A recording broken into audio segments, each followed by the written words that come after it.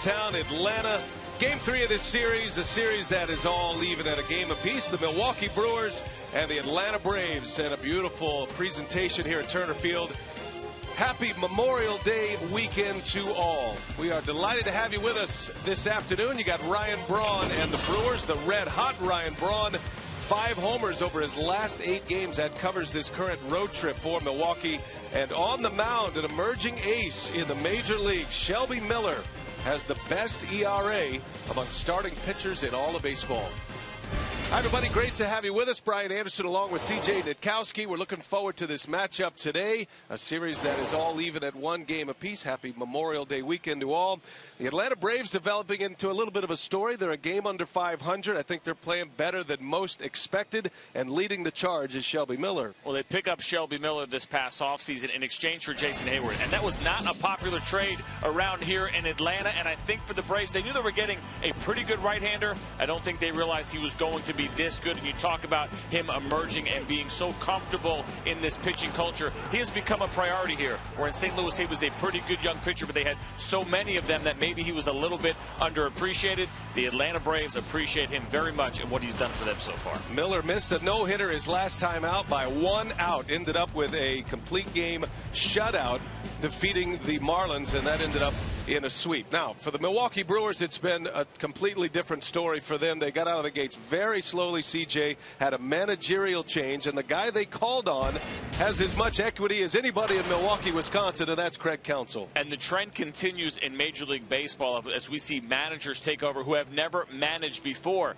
But a lot of people wonder, should baseball be doing that? Well, Craig Counsell, for me, fits the mold for exactly what you want. Here's a guy who played a long time, wasn't a superstar, but had to work for everything that he had, and you talk about him embodying everything that the Milwaukee Brewers want to be. This has been a good choice for the Brewers so far. Well, the record, the 5-18 mark. This is a team that was hoping to contend in the National League Central when the season began, but a very slow start cost Ron Renicky his job. Now Counsell heads up the Milwaukee Brewers, and they played a lot better since at 11-9, and this is the first road trip for Craig Counsell as the skipper of the Brew Crew. What a great day for baseball today. It's 81 degrees, just a slight breeze blowing, won't affect much at all. Sunny skies, not a cloud up there. Feels like maybe like a spring training day as we get set for the Brewers and the Braves. 4-man umpiring crew at home plate, getting it all in order. My favorite umpire, Jim Joyce, will call the balls and strikes, and he'll be singing them loud here today. Jim Joyce, the crew chief behind the plate, Marvin Hudson, Chris Siegel, and Chad Fairchild on the 4-man crew. Let's give you the starting lineups. We're just about ready for first pitch, awaiting Shelby Miller to head out to the mound. This is the batting order that Craig Counsell puts together today. One of the more electrifying leadoff hitters in the game, Carlos Gomez at the top. Gerardo Parra will bat second and play left. Then Ryan Braun, who is red hot coming into this matchup today. Middle of the order for Counsell, he's got the lefty Adam Lynn coming from the Blue Jays to the Brewers. Aramis Ramirez plays third, bats fifth. Elian Herrera, the switch-hitting second baseman. And the bottom three, Martin Maldonado, Mike Fiers, the Brewer pitcher, will bat eighth. And batting ninth, Luis Sardinas. And Shelby Miller, CJ, on the mound. His last 3 have been lights out, and every game he's pitched for the Braves has been very good this year. He has been extremely good this year, and you see the 2 games where he has gone 9 innings and thrown a complete game. He has now doubled his career mark by throwing 2 complete games, now up to 4 in his career. But look at the hits, the lack of guys that are getting on base by hitting him. It's unbelievable to see the streak that he is going right now, and like we talked about, I think the Braves very excited so far in what they got. Jason Hayward has struggled in St. Louis, and not only do they have Shelby Miller this year, but they have him under control for 3 more years after this.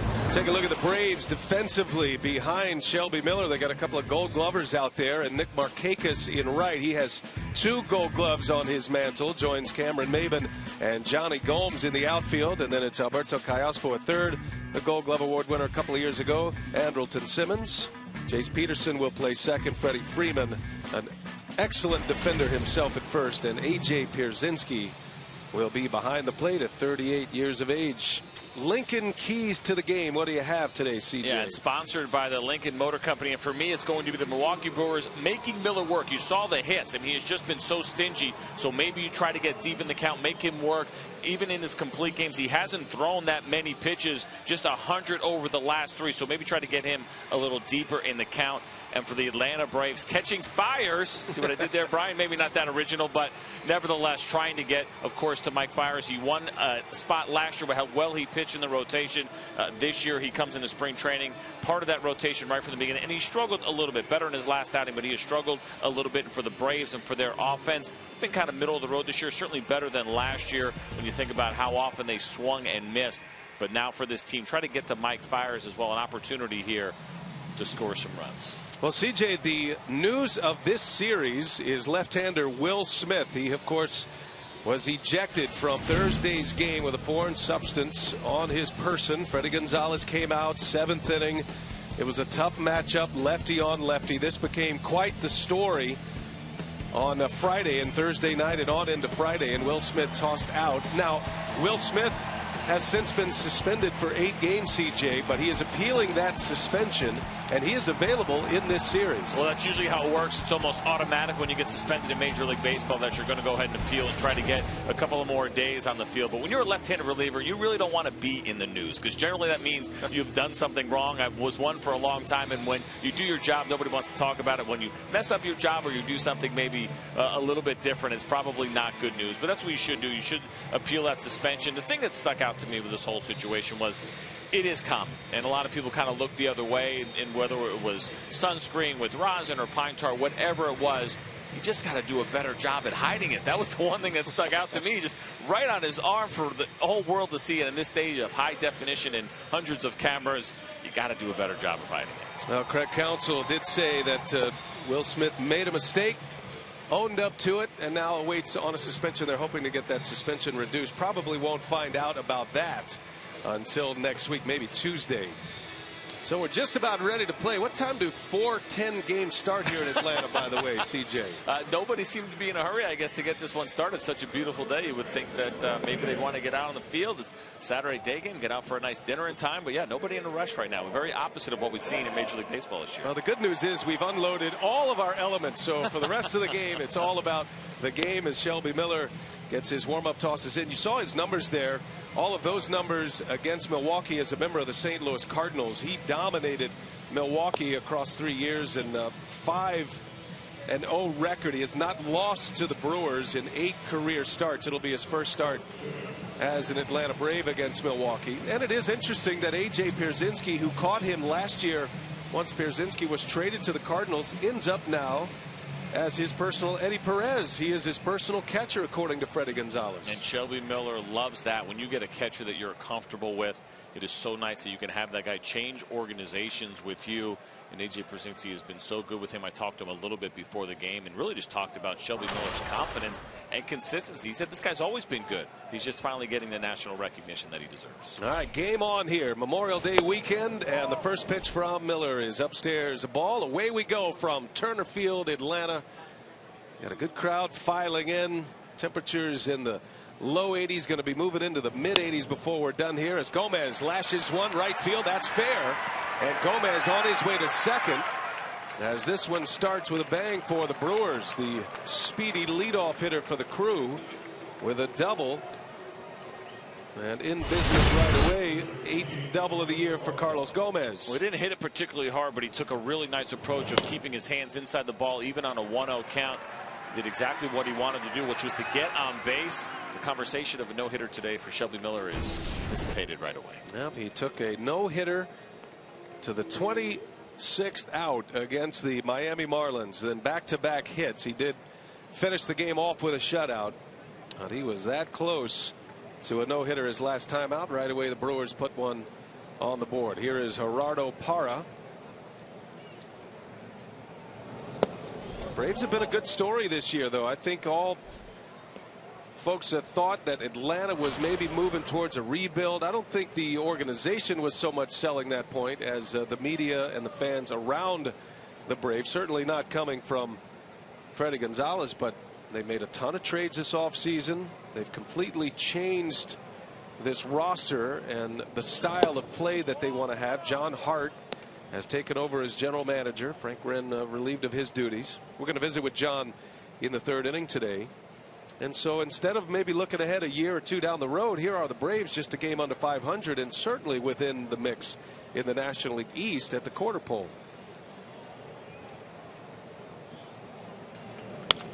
Well, I think when you look at the roster, it tells you that this was not a complete rebuild. Because you look at Freddie Freeman, who was locked in. You look at Andrelton Simmons. They went out and spent some money on Nick Markakis. And so they brought guys in here that told me that, yeah, maybe they're not going to be at the top of the division this year. It's going to be a little bit of a fight. But they're not doing what the Astros did a couple of years ago and just completely cleaning house. They still want to be competitive. And really, I think 2017 is the big picture for them as they go into that new stadium.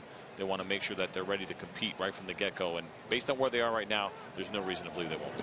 Pick-all play at second. Gomez is back. Always trying to keep the speedy Brewer base runner close to the bag.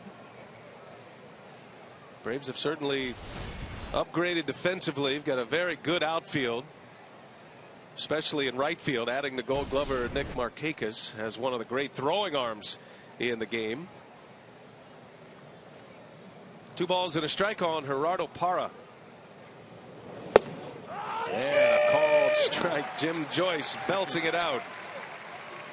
And not only one of the great strike callers in Major League Baseball, really one of the good guys. I mean, a very likable umpire. You remember the whole deal with it. What was it? Andres Galarraga, Armando Galarraga, right, with the perfect game and how professionally he handled that. He is very well respected amongst players in Major League Baseball. Yeah, they did a player poll a few years ago, informal player poll, and Jim Joyce was rated as the favorite umpire among players as Parra fouls one away. Count remains at 2 balls and 2 strikes. A lot of that has to do with, you know, the conversations that happen within the game. There are some umpires that, for whatever reason, are a little extra sensitive. They don't like to be doubted or questioned. And Jim Joyce does such a good job. If you have a question, you question the call. There's a mutual respect there, and I think that's why you see him do so well in polls like that.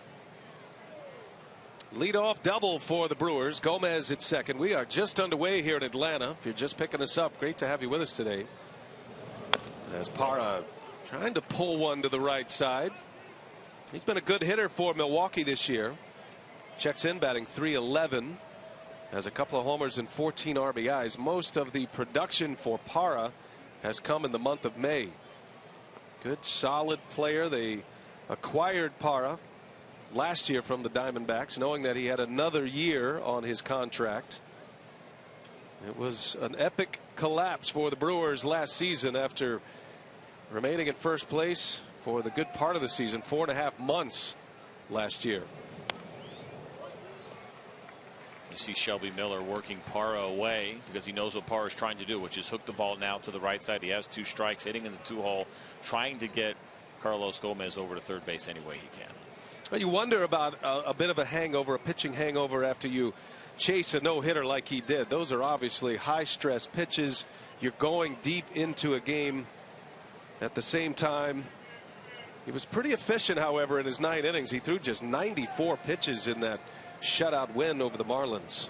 See how he bounces back today, and another foul and a long at-bat here by Parra. I wouldn't know anything about bouncing back from a near no-hitter, but I can tell you that I think there is some truth to that to some degree. But for Shelby Miller, still a young pitcher, the other thing for him is that big picture for him is that he's arbitration eligible this year. And this is a very important year. And you got to wonder a little bit if the Atlanta Braves are thinking long-term contract with him and try to get ahead of it a little bit. Yes, they have him under control for 4 years, but if he pitches like this, he's just going to get more and more expensive. Another 2-2, the 9th pitch of the at-bat, and Parra will see at least 10. Well, obviously Parra, again, wants to get the runner over, but this has already been extremely successful at bat, making Shelby Miller work. 12 pitches into the game, and there's no out yet. And Ryan Braun on deck. He's got a fan right behind him. Braun is blistering hot for Milwaukee right now. Homered here last night. Another 2-2 coming. And another foul ball by Parra. Shelby Miller cannot shake the Brewers' number 2 hitter. 6 consecutive foul balls by Parra. And he'll see at least 11 pitches. It's got to be so frustrating for a pitcher. You've already given up a leadoff double. trying to get the game going, get it moving a little bit. Still dealing with the number 2 hitter. The 2-2 pitch. A roller in play. That'll get the runner over. Parra able to advance Gomez, and Milwaukee with a runner at third, and Ryan Braun coming up. And CJ, maybe other than Bryce Harper, this is one of the hottest bats in the big leagues. He homered again last night, the 5th in his last 8 games. And the swing looks really good, and you know when a guy is going well, he doesn't get too pull happy. And that is an impressive home run here at Turner Field to go to the opposite gap. Wind blowing in a little bit. That takes some strength to do that. Ryan Braun's swing is exactly where he wants it right now, and certainly for Brewers fans, happy to see that. Had 2 lopsided games in the first 2 games of this series. Braves won 10-1 on Thursday. Last night the Brewers shut out Atlanta 11-0, and Braun has driven in 5 runs in this series thus far. He was on base 5 times last night.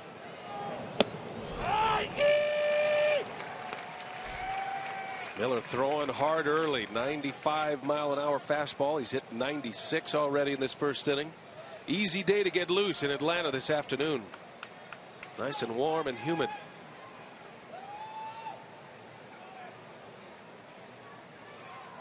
Braves will concede the run. Anything hit on the ground here in this first inning.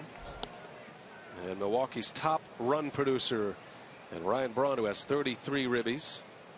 So runner at third, less than 2 outs. The MLB average is 52%. Braun slightly better than that in his 7 opportunities. Well, it's hard for him to think small here and think, oh, just hit a ground ball up the middle and I have myself an RBI. Certainly he'd love to drive something in the gap.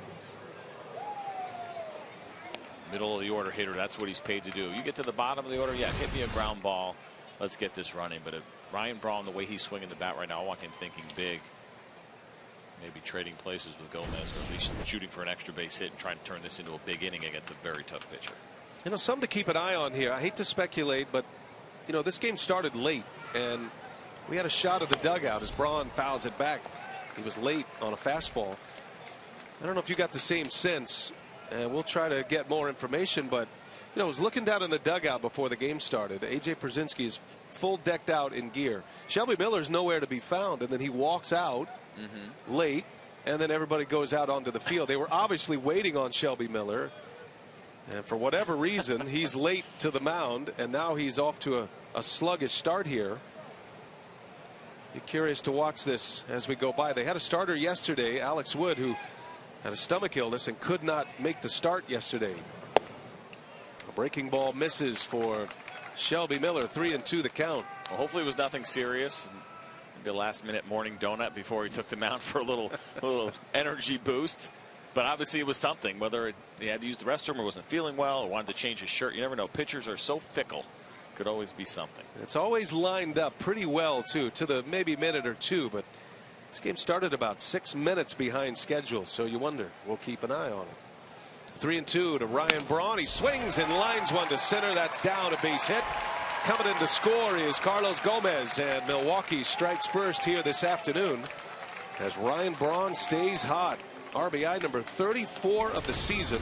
1-0 Brewers. And another good at bat here for the Brewers early on.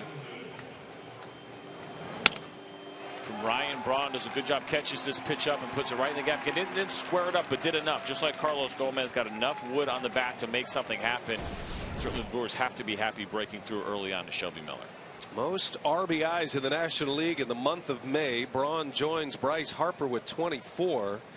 And overall, Braun is among league leaders. He's in the top 5 in RBIs in the National League. Here's Adam Lind. Braun takes off. Pierzynski's throw is in time. They got him. The 38-year-old catcher drumming up a little fastball there. Credit AJ Pierzynski because he has not done such a great job this year. He's only thrown out 3 of 20 attempted base stealers coming into this game, and that's probably why Ryan Braun was taking off first pitch, trying to get in scoring position.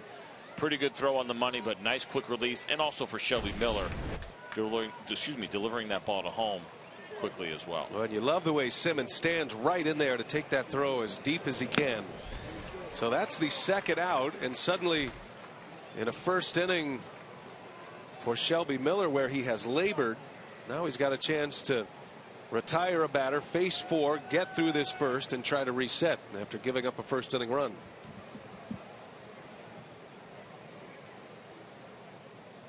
Oh, 0-2 the count on Lind.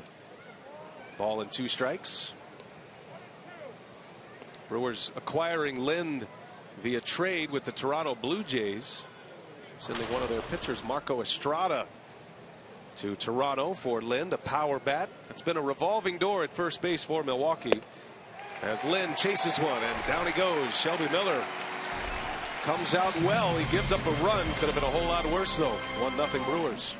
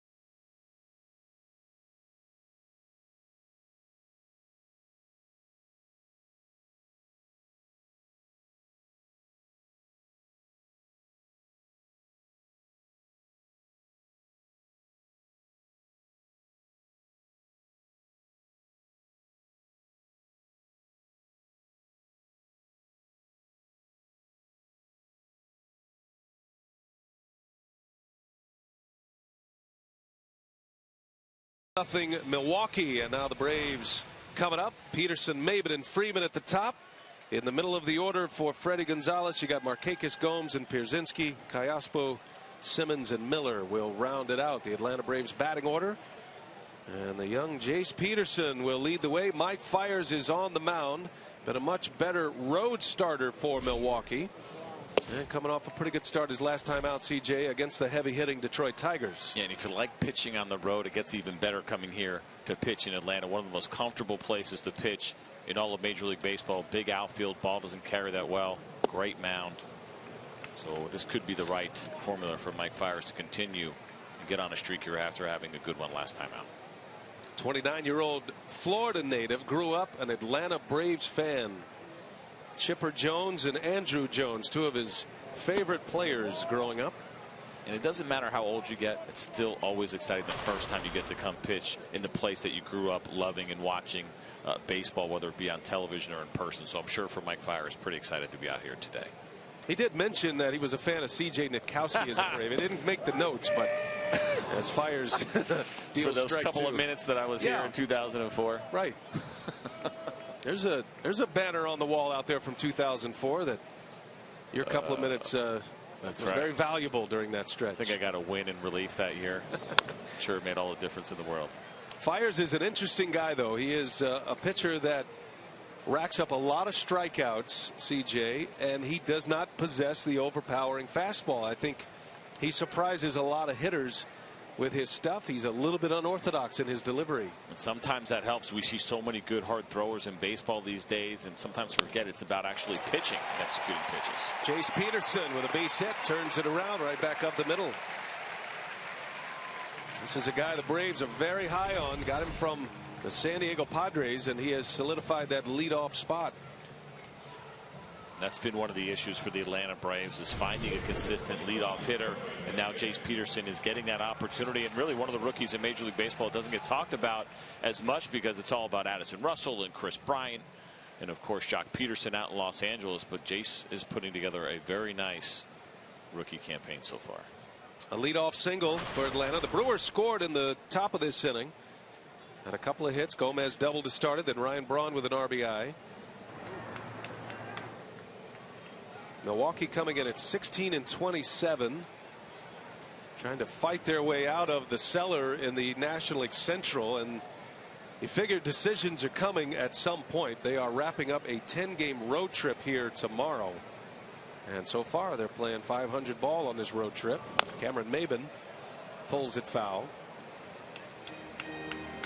Figure the Brewers are going to need a major hot streak at some point. Otherwise, who knows who's going to be in a Brewers uniform come the All-Star break. Well, they definitely have some pieces that other teams would be interested in, and especially offensively. One of the most difficult things to do in Major League Baseball these days is acquire offense and acquire hitters that actually make a difference. And there are certainly a couple on this Brewers team. And meanwhile, for Atlanta, in what could have been a rebuilding year, still might be, but they played very well, and they're a game under .500. 4.5 back in the National League East starting play today. Freddie Gonzalez, year number 5 here. They've had a lot of stability in their managerial ranks, of course, with Bobby Cox to Freddie Gonzalez. Looking forward to our conversation with John Hart today. We're also going to catch up with Jonathan Lucroy, the injured Brewers catcher, all-star catcher. He's going to put a headset on for us in the 3rd inning, we hope. John Hart, the new Braves GM, will join us in the booth. We'll have plenty to ask those two individuals.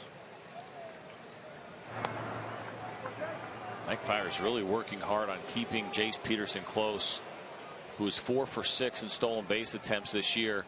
And sometimes it's not always about just picking a guy off, but trying to shorten the secondary lead that he's going to get, maybe make him just a little bit more hesitant. There's a big gap there on the right side, and if maybe can hit a ground ball, Peterson can probably get to 3rd.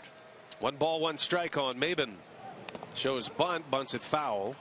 Got a couple of former Padres in the top 2 spots in this batting order. They've just put Maybin in the 2 spot in the order. This is the 3rd consecutive game he's hit 2nd.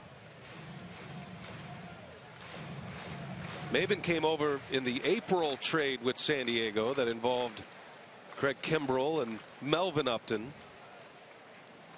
Jace Peterson was involved in the December trade with San Diego for Justin Upton. A.J. Preller certainly liked making some trades as soon as he took over in San Diego. 1 ball, 2 strikes. There goes Peterson. Maybin takes. Throw to second is on the bag in time. So twice runners have been caught stealing in this 1st inning. Martin Maldonado with a gun to second. That was a perfect throw by Maldonado, and that's probably what it was going to take, because Peterson still got a pretty good jump here off Mike Fiers. It was a high fastball, a good pitch to handle, but look at this throw right on the money, right in front of the bag. Look at that. You can't throw that ball, I don't think, any more perfect. And like I said, that's about what it would have taken to get Peterson there. And the count 2-2 to Maybin. Now 1 away, and he got him. Little cut fastball from Fiers. Picks up a strikeout, his first K. 2 outs in the inning. Gives us a chance to set the Milwaukee defense. You've seen Martin Maldonado. He is playing a lot these days with the injured Jonathan Lucroy on the DL. Parra, Gomez, Braun in the outfield. Parra and Gomez with gold gloves on their mantle. You got Ramirez, Sardinas, the young shortstop, Herrera, and Adam Lind around the horn. Brewers are without Gene Segura and Jonathan Lucroy, 2 starters. Lucroy a broken toe, and Gene Segura, their all-star shortstop from a couple of years ago, he is on the disabled list with a fractured pinky. Here's Freddie Freeman with 2 away, and the base is empty, and the shift is on for Milwaukee. And that first pitch was a fastball missed inside. They're going to go back in there again. And look at that. Right to the shortstop on that side of the field. Sardinas, 6-3 out.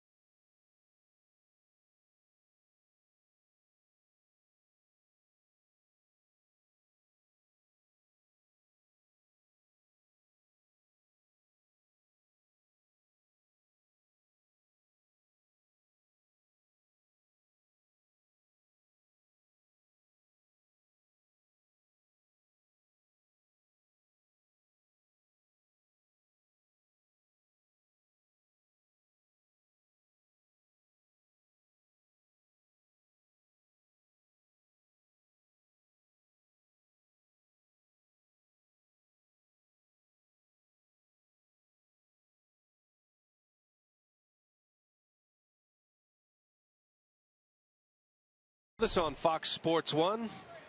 Kids are enjoying themselves. Memorial Day weekend here in Atlanta. Ramirez will lead off. Shelby Miller giving up a run in the first on a couple of hits.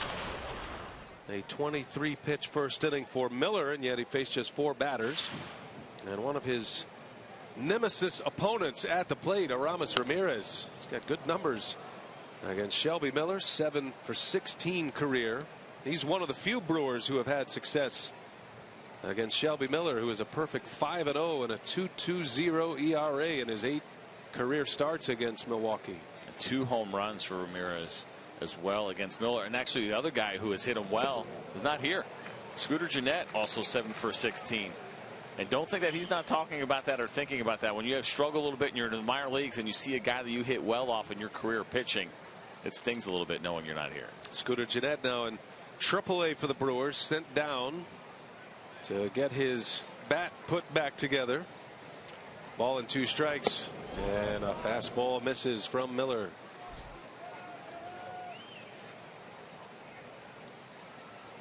Ramirez, Elian Herrera, Martin Maldonado due up against Miller in this second inning.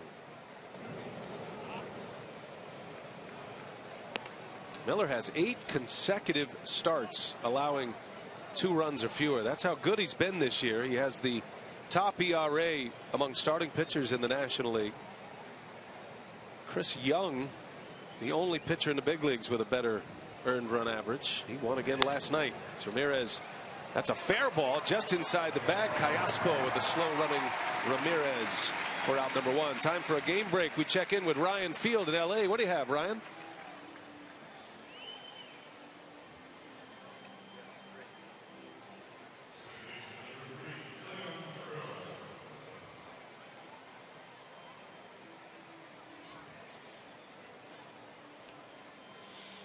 All right, thanks, Ryan. Harvey and A.J. Burnett. Burnett's going along very well this year for the Pirates.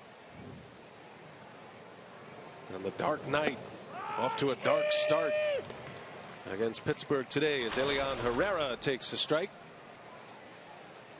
Well, it's been a fun year for Mets fans, getting off to such a great start, and optimism, of course, very high in New York, and the Washington Nationals have caught them, but I think everyone was kind of expecting that to happen at some point. But unusual to see Matt Harvey struggling so early. In the air to left, Johnny Gomes easing toward the line. He's got it for out number 2. The Brewers started their current road trip in New York and dropped 2 out of 3 in that series. The Mets with fantastic starting pitching this season. But Washington has leapfrogged everybody in the division to claim the top spot as we open up this Memorial Day weekend.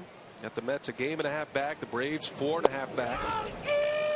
Maldonado takes a strike from Miller. And the Mets actually talking about going to a 6-man rotation potentially, as Noah Syndergaard has come up and done well. Dylan G will be activated.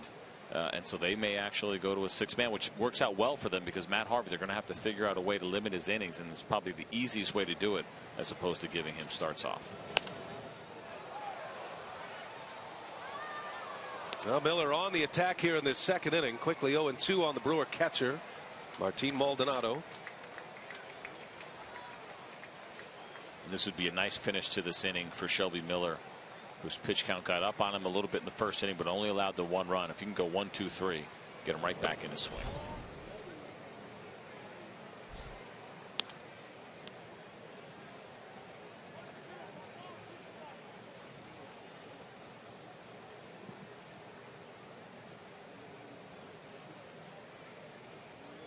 Ball and 2 strikes. Little breaking ball misses. Count evens at 2-2. That's the one pitch that he's looked really uncomfortable throwing so far, has been the curveball. Looks like he's forcing it a little bit. Hasn't been as sharp as we've seen in his past few starts, and he just doesn't seem like it's coming out of his hand as good as we've seen it before. And Maldonado into right. Sunglasses on. Nick Markakis will put it away. Nice clean inning for Shelby Miller. He goes 1, 2, 3, 1-0 Brewers.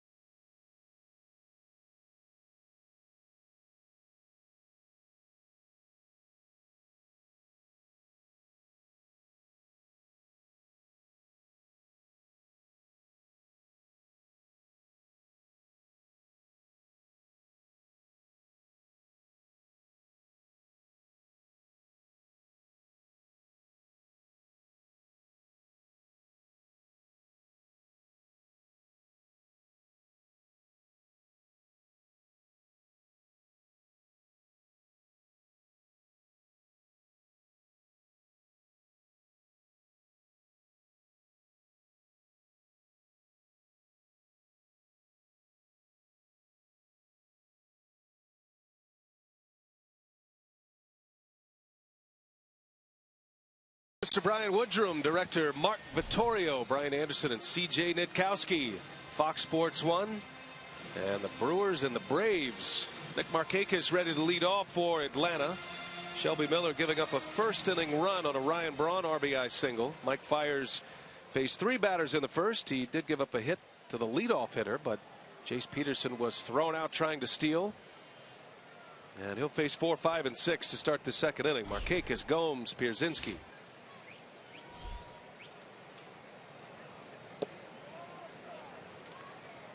The Georgia native Nick Markakis coming home from Woodstock, Georgia. Played his college ball at Young Harris College. And a favorite of Buck Showalter in Baltimore. They hated to lose him with the Orioles. And Nick Markakis really hated to leave as well, and he wasn't happy about it even in spring training this year because he had been with the Baltimore Orioles throughout his entire career. But certainly the Braves are happy that he's here, and I gotta think he's happy coming home. Growing up here, like you said, being from the area, it's always nice to be able to come back to where you grew up and where you grew up watching baseball at some point in your career and put on that hometown uniform. And as the old saying goes, there are 44 million reasons to be happy to return. Got a 4-year deal, did Markakis. He has been a very productive player. You saw that graphic on the hits. Take it back to the 07 season, and he is on that list, and he's the one guy that you wouldn't expect on that list, but he's still looking for his first homer of the season. So players with the most hits this year without a home run, you don't expect Markakis or Ian Kinsler to be on that list at this point. No, definitely not. But I think for Markakis, playing in a little bit of a bigger ballpark than he did in Baltimore. Second strikeout for Mike Fiers. Tell you, Fiers is a great study in pitching when he is right. He came up last year with the Brewers when Matt Garza went on the disabled list and lit the major leagues on fire. He was statistically among the best pitchers. Only Kershaw had better numbers in a 6-week stretch when Fiers was called up to the major leagues last year. And CJ earned a spot in the rotation based on what he did last year for this season as Gomes cuts and misses. And now he's just trying to get back on level ground once again. Well, sure. I think, over the course of a season, as we watch a replay on a very good curveball here, 72 miles an hour, but still has great break on it and able to slow it down and still be sharp. But it's about going through the league a couple of times, and the expectations change a little bit now for Mike Fiers, right? He is fighting for a spot last year and waiting for an opportunity, and he takes advantage of it. He'd been in the big leagues before, but that was the first time he had really pitched well, I think, for this team to a whole different level, and the expectations are a little higher on him in 2015. Now in his 5th year in Milwaukee, Johnny Gomes fouls this one back. A healthy cut. Ball and 2 strikes. You talked about the velocity and how he doesn't overpower you, but the combination that we just saw, the slower curveball with good break, and then a fastball that's only, quote unquote, only 88 miles an hour, but to Johnny Gomes that looks a lot harder because it's located well up and in. And before that, the breaking ball slowed down and away. And it's about perception and not necessarily just what the radar gun says. Well, Fiers may be a new name to you out there if you're not a Brewers fan or don't follow baseball that closely, but he is 30 years of age. He didn't get his first opportunity in the major leagues until he was 26. That was in a division championship season in Milwaukee in 2011. He only made 2 appearances that year. But 2012 was the year he made a name for himself. He was thought of as basically an organizational guy, a good upper minor league level pitcher. And he came up in 2012 and had a nice run. And then he's just been kind of back and forth ever since then until last year. And Gomes, a swing and a miss. Another breaking ball from Fiers.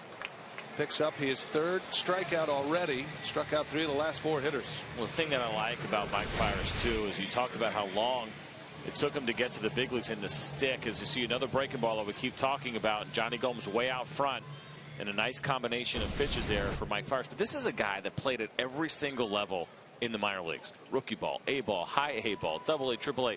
Was in the Arizona Fall League, pitched in Venezuela. I mean, he has done whatever it takes to get to the major leagues and get to this point. You can't help but respect that. Opens up Pierzynski with a strike. Pierzynski, one of the few Braves that have actually faced Mike Fiers. Maven has 3 at-bats. Pierzynski just 2 at-bats. and Eric Young Jr. So only 2 in the starting lineup have ever seen Fiers, and for a lineup that hasn't seen him, it can be a little bit of a shock to see that fastball on the radar gun clocking in at 88 to 90 miles an hour, but it seems to get by a lot of hitters. The pitchers always have the advantage when they're seeing hitters for the first time, and like you said, especially some guys looking up and seeing the radar gun, and certainly they've watched a bunch of tape, but they're thinking 88. Of course, I can get to that fastball this day and age. But again, it is all about the perception and the location and how you get to that fastball, and the slow curveball that really sets it up for Mike Fiers. And it may say 88, but it doesn't look 88. 1 ball, 2 strikes on the ageless AJ Pierzynski. Lays off the high fastball. Pierzynski with his 7th team. It is his 5th team in the last 4 years. And every time we want to put him into the broadcast booth for the rest of his life, he keeps putting on a uniform. I'd prefer he stay down there so I can have a job for a little bit longer. 38 years of age, AJ Pierzynski, and he has emerged as the personal catcher of Shelby Miller.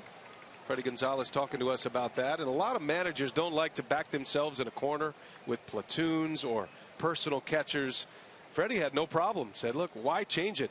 They've got a good rapport going. They pitched well together, worked well together in St. Louis last year. So why not keep that the same here in Atlanta? Well, the other thing is, too, is a lot of times a personal catcher would use the example here at Atlanta of Eddie Perez, who did it for so long with Greg Maddux. But A.J. Pierzynski is hitting as well. It's not like he's a liability in the batter's box, and so that makes the decision for Freddie Gonzalez even easier. You know, if A.J.'s hitting 150, maybe that's a little bit tougher, but he's actually done a good job hitting as well this year. That's a good point. Pierzynski into left center field. Parra, long run, and he can't get there. It's down, a base hit. Pierzynski into second with a double. A wide open gap in left center. Parra was shading the line, and Pierzynski with a double with 2 away in the second.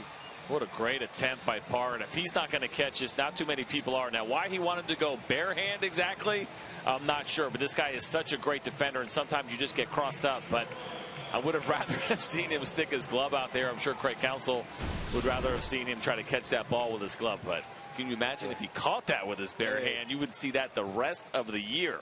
Somewhere Kevin Mitchell just perked up. Yeah, Kevin Mitchell said, leave that to me. You use your glove. Google it, kids. It's a good one.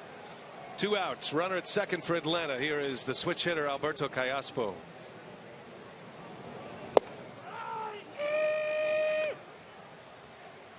Callaspo been getting a good share of the playing time at third base. Atlanta is without the 2 Johnsons, Chris Johnson and Kelly Johnson, both on the disabled list.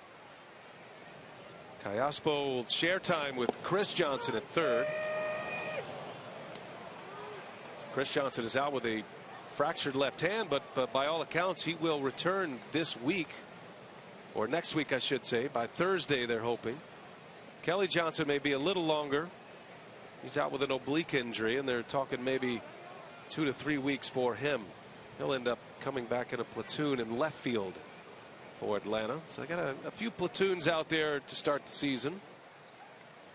The issue they ran into, of course, with their platoon situation that Freddie Gonzalez was telling us before the game was that they'd only seen 1 left-handed starter in about 25 games.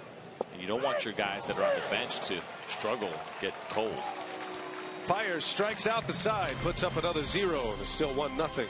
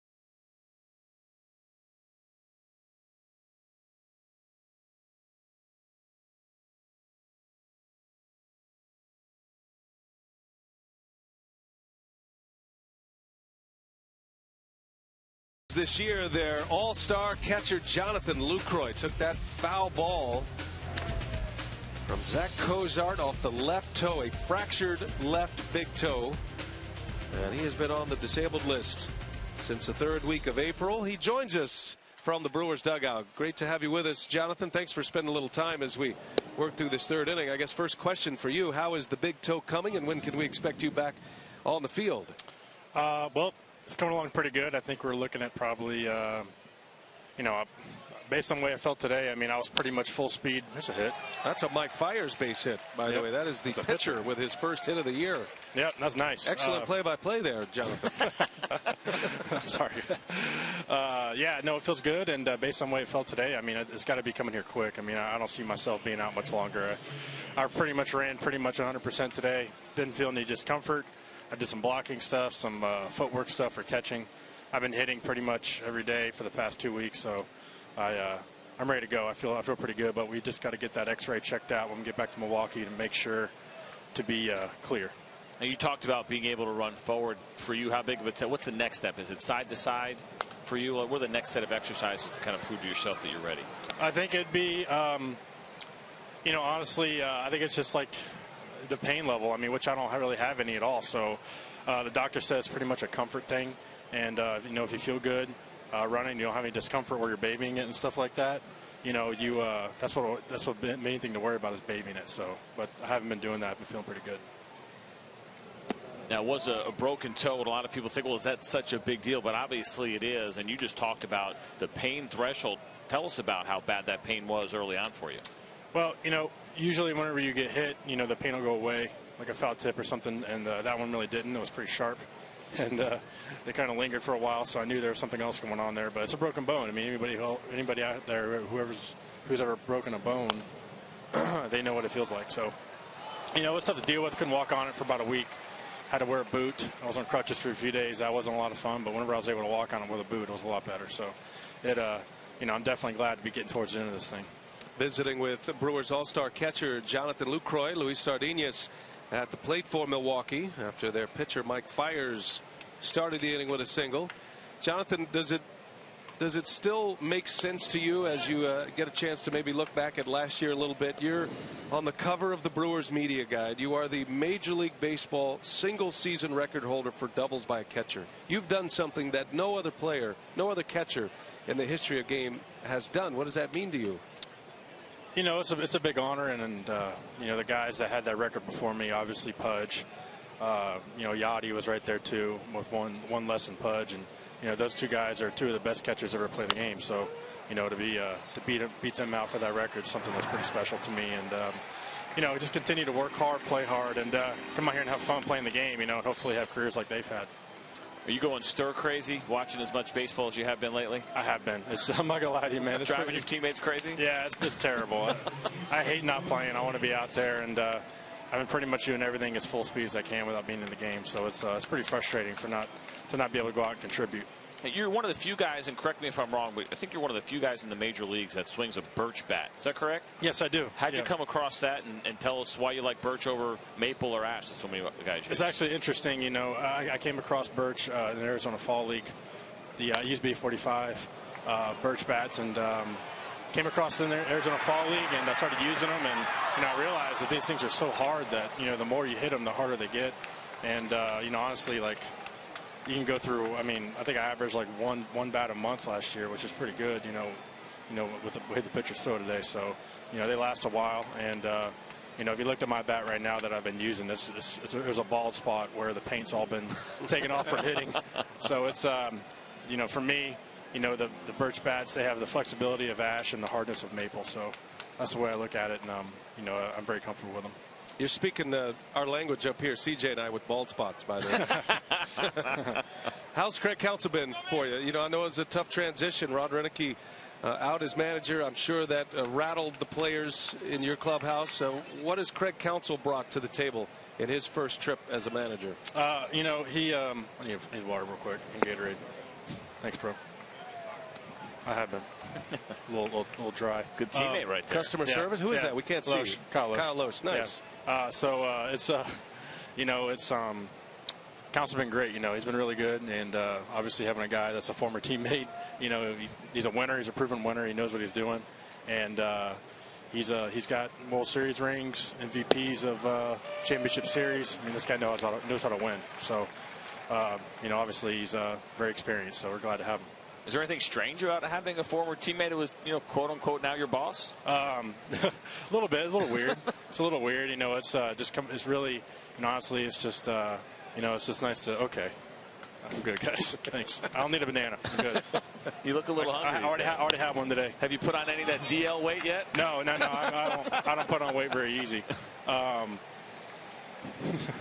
Those guys. I think your starting pitchers miss you. There's a good relationship there between catcher and pitcher. Oh yeah, hey, we do all the work back behind the plate, and they throw the pitch. We just put fingers down. They throw pitches. So it's they're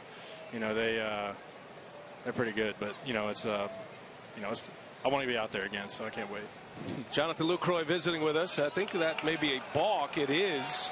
Jim Joyce sprung out from behind the plate immediately, and that's going to send a runner to third. Fires. Yeah, now Joyce is actually showing him what he did.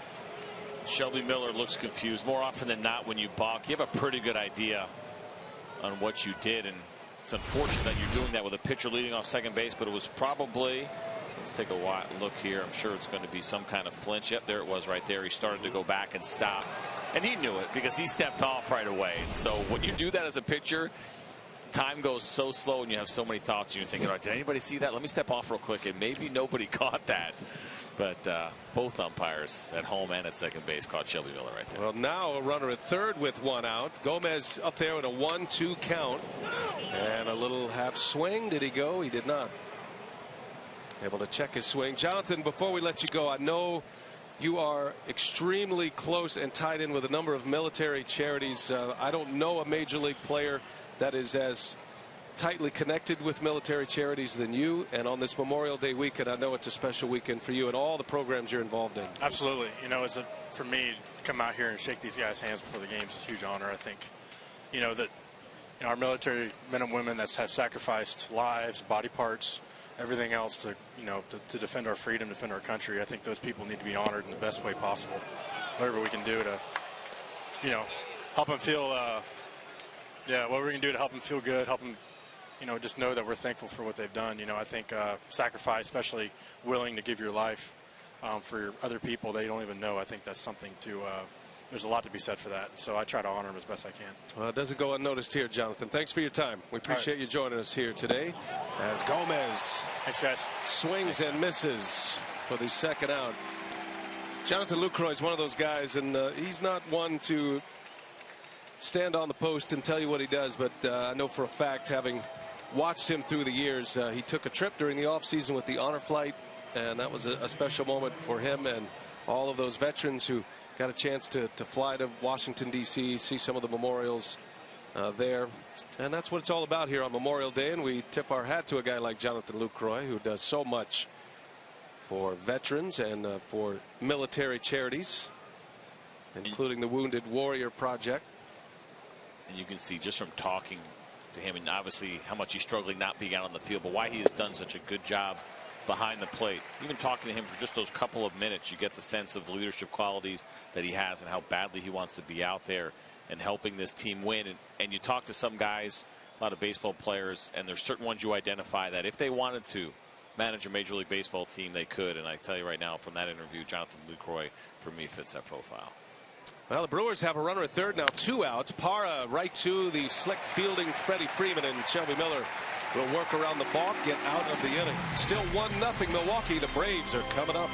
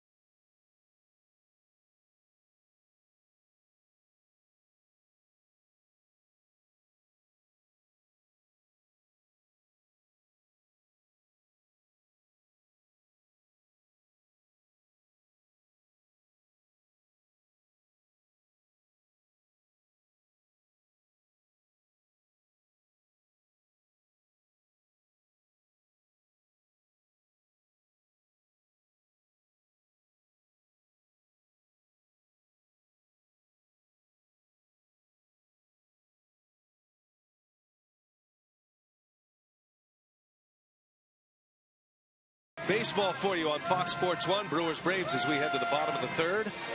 And a run for the Brewers in the first. And now we welcome in John Hart, general manager of the Atlanta Braves. Great to have you with us. You're no stranger to television. Great work at MLB Network. And now you're back on the hot seat. How's it been as general manager once again? Yeah, I tell you what, there's a difference after the game when you're in TV. You can sort of just let it go. But we're wearing it here every day. But no, it has been. It's been great. The Braves, you know, it's a terrific organization. What John and Bobby, John Sherholz, Bobby Cox did in all those years. And, you know, obviously we did some things this winter. We had to, you know, if you will, sort of reset a number of things with the organization. But it's been a lot of fun. It has been. Official title is president of baseball operations. And you said reset. One word we haven't heard from your camp is rebuild.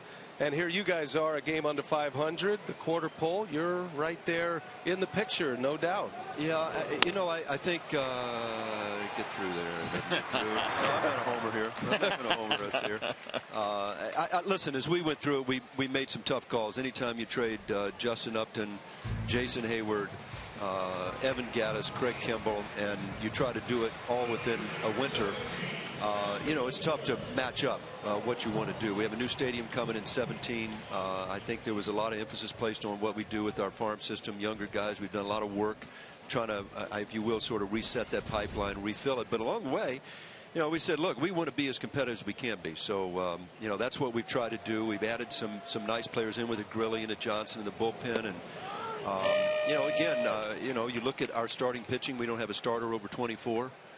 It's very young, very controllable rotation. I think that's, you know, that's going to be the, you know, the part that's going to take us out of this thing.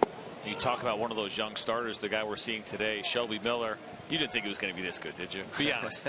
Well, you know, listen, when I spent a lot of years with the Rangers, and you know, they've got a little affinity over the years for young Texas pitchers, but we saw Shelby as an amateur and loved him as an amateur. And when the Cardinals took him, I thought it was a great pick. And you know, it took him a little time to develop, but you know, when we traded for him, CJ, it's like any time when you get a 23-year-old pitcher, there's still some development time, some development pieces left to do.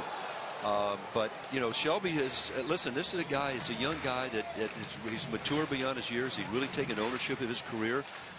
He's made some changes. He's not a four-seam fastball curveball guy. He's got to come up with a cutter, uses a two-seamer, works hard. You know, I mean, all the signs were pointing upward when we went to make that move. Now, for you back in this role, I asked you this last time I saw you, but do you love being competitive again? Right, in television, there's not that opportunity to really get too competitive. There's so much you can control, but now the competitive juices kind of get flowing. I mean, we saw right there on that ground ball. You're wishing that ground ball gets through, that Andrelton Simmons hits. You feel like this is kind of rejuvenated you a little bit as far as being competitive? Yeah, listen, there's no doubt if you're not competitive, you're going to get run over in this business. Everybody is. And so that's I think that was as much making a decision to jump in there. You know, I was competitive in a lot of ways, like golf, which my clubs right now are completely rusted out. Wait, let me see your left hand. He's right. He's right. There's the glove hands usually. Okay. Yeah, it's a giveaway. But no, I listen, in all seriousness, I mean, we hit the ground running. It's really been tough. You know, I mean, having to do some things, if you will, to sort of back up a little bit, you know, trade offs guys. You know, the last day of spring training, we traded Craig Kimbrell, and that was painful. I mean, personally, a very painful thing to do. But, you know, again, you look professionally, you know, where do we want the organization to be? How do we want to get there? And, you know, that's a part of it. And obviously, once the season starts, you know, you're going to live with what you got. You're going to have the highs and lows as we go along. But this club has played well. There's a lot of good makeup on this team. And we've got some young players like this kid, Jace Peterson. We picked him up in the Justin Upton deal. We've given this boy a chance. And I'll tell you, he's a solid player. And, you know, we're giving these kids a chance to grow and to show us if they're going to be a part of it when we get there. Is it all about 2017? I mean, not that you don't want to be competitive, not that you're going to throw in the towel between now and then. But I've said a lot of times on television or written about it where this team wants to be hitting the ground running when you go into that new ballpark. Is that a fair way to kind of describe what's going on here? Yeah, listen, I think that's 2017 is obviously a piece of it. We provided ourselves a lot of flexibility, I think, financially, that if and when we want to do some things. But we certainly didn't want to forget about 15 and 16. As you look up, you know, as I said, we really worked at, you know, you bring in a Jim Johnson, a Grilly, you sign a Markakis. We looked at some of the extra pieces we brought in, like a Johnny Gomes, A.J. Brzezinski, to go with some of our the core youngsters we have with Freeman and Simmons and Tehran. So we are paying attention to what we do in 15 to 16 for sure. A bouncer to Adam Lind, and fires is there for him. John Hart, great to have you with us. Thanks for your insights, and we wish you the best of luck this year. All right, thanks guys, appreciate it. Thanks, John.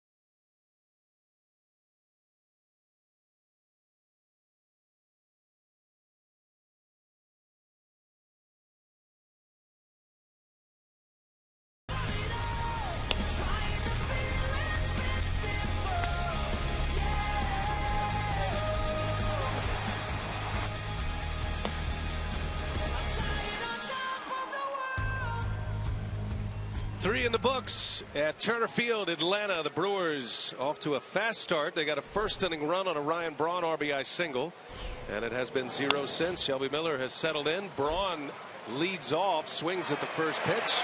Markakis, they put it away. 1 pitch, 1 out. Thanks to our guests, Jonathan Lucroy and John Hart. John Hart's been in the news a little bit lately as it concerns Craig Counsell and Dan Jennings, the two managerial additions this year. Craig Counsell coming from the front office. CJ, he had never managed, never coached at any level. He was a special assistant to general manager Doug Melvin with the Brewers. And of course Dan Jennings coming down from that GM seat. Well, John Hart was in the front office in 1989 when he replaced Doc Edwards in Cleveland. And then it was the next year, 1990, Bobby Cox came down from the general manager seat to manage the Atlanta Braves. So both of those guys, though, had a lot of managerial experience elsewhere, whether it be the big leagues for Bobby Cox in Toronto or the minor leagues for John Hart when he was in the Orioles system. So now it brings to light this question of guys who are taking over as managers now in the major leagues, and this trend that is happening as of late. Would have been nice to get his opinion on that for sure. He got a quick inning and got out of here. Unfortunate for us, because I would love to have heard him kind of speak about that experience, because it is so interesting for guys to go in the first time. We've already heard Dan Jennings talk about it, and the first thing he said after the first game was yeah, the game moves a little bit quicker when you're in the dugout than when you're in the front office, and that's absolutely true. And that's one of the many things that you worry about when you bring a guy in who has never done it before, is the pace of game. And I don't mean when you're watching the game pace of game, but how quick it actually moves, and you have to make big decisions. 2 quick outs for Shelby Miller. Well, Dan Jennings and the Marlins have not won since he has taken over as manager. Craig Counsell, of course, comes with a ton of major league playing experience, 16 years, and had spent the last 3 seasons in the front office with Doug Melvin. And a guy, as I mentioned when we hit the air, I can think of two other Milwaukee Brewer personnel that has as much equity as Craig Counsell with the fans of Milwaukee. That would be Bob Uecker, number one, and Robin Yount, number two. Other than those two, I can't think of any other person who is so connected with the organization that has as much leash as I think fans are going to give Craig Counsell. He is beloved in Milwaukee. And it seems like, this is not a decision off the seat of their pants. This was obviously something that they were thinking about over time, and if they were looking for a replacement, who would they really want to lead this team? And very comfortable bringing Craig Counsell in, and so much so they gave him a multi-year deal. Although I would love to have seen Bob Uecker, or at least been in on maybe some of his team meetings. I'm sure they would have been fantastic. It'd have been a loose clubhouse, right? As Ramirez fouls one back. Craig Counsell not only played for the Brewers a couple of tours with Milwaukee, but also is from the Milwaukee area. His father, John, was a longtime employee of the Brewers. So Craig basically grew up at County Stadium. And now taking over as the manager. Ramirez, a swing and a miss. Big cut. He was swinging for the downs. Miller gets it into a 2-2 count. Shelby Miller has really recovered well so far from that first inning, and looks like he is starting to get locked in. And based on how well he has pitched this year, but more specifically over his last 3 starts, this is exactly what the Brewers wanted to avoid. 2-2 on the way, and Ramirez takes ball 3. Go back to that first inning. Miller was late getting to the mound. First of all, this game started about 5-6 minutes behind schedule, which is frowned upon, especially in our business. And then he got off to a little bit of a shaky start, had a lot of pitches, and that one just missed. That's a walk, the first of the day for Shelby Miller. There's a 24-pitch first inning for Miller. Brewers scored. They got a lead double from Gomez. Braun then had an RBI, and then C.J. Braun gets caught stealing for the second out. Lynn strikes out, and just like that, it looked like Miller was out of the inning and had a little bit of a reset. Sometimes that's all it takes if you feel like you're a little bit uncomfortable, whatever the reason was that he took the mound late and you're struggling early on. That caught stealing could be a momentum changer. It helped him finish off the inning with the following strikeout, and has really been very good since then. Just 2 base runners make that 3 base runners since then. That's Herrera with a base hit right off the end of the bat. And with 2 outs, the Brewers trying to get something cooking here.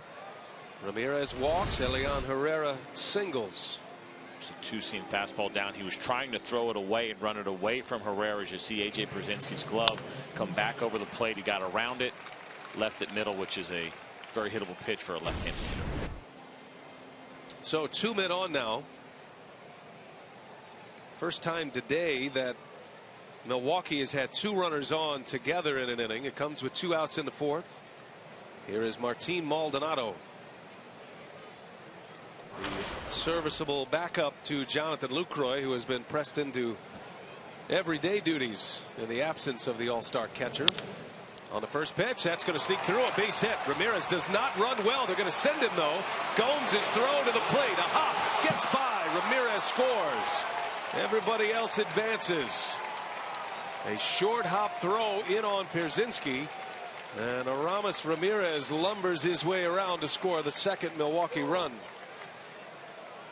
When you think about making this throw as an outfielder, if you're not going to throw the ball in the air and you want to hop it, you want it to be a long hop.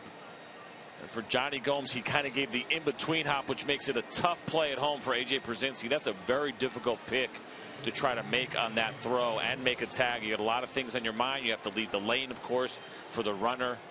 For Johnny Gomes, he actually wanted that throw to be a little bit shorter than it was and easier to handle for A.J. Pierzynski.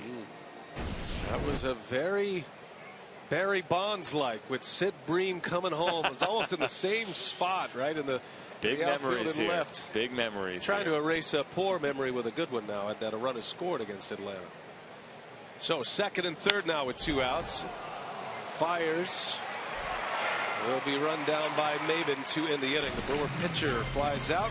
2-0 Milwaukee as they add 1.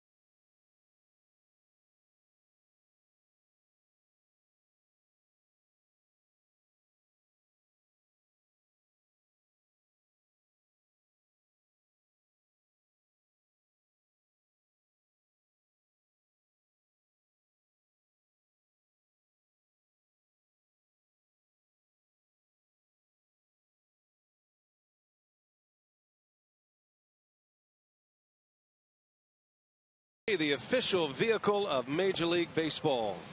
Shelby Miller sitting there with his rotation mate Alex Wood. Miller now down 2-0 after Martin Maldonado with a 2-out RBI single, scoring Aramis Ramirez. Freddie Gonzalez, I think, would tell you this was set up beautifully for the Braves. They had a chance to end the inning here. And Johnny Gomes not known for his defense, platoon player, but yes, that's an out that probably needs to be made at home plate. You take the chance, of course, when you have 2 outs and you have the pitcher on deck and you force the defense to make a play, and the Braves were unable to do it. So Mike Fiers, who has a base hit in this game, he just made the last out with 2 on, will take to the mound to start his 4th inning, facing Maben, Freeman, and Markakis. Braves have 2, 3, and 4 coming up in their batting order. Fiers is sitting on 5 strikeouts thus far. Maben in the air to right. It's got some carry to it. Back is Braun at the track, just shy of the wall, makes the catch. Maben gave that one a ride. Time for a game break. We check in with Ryan Field in Los Angeles.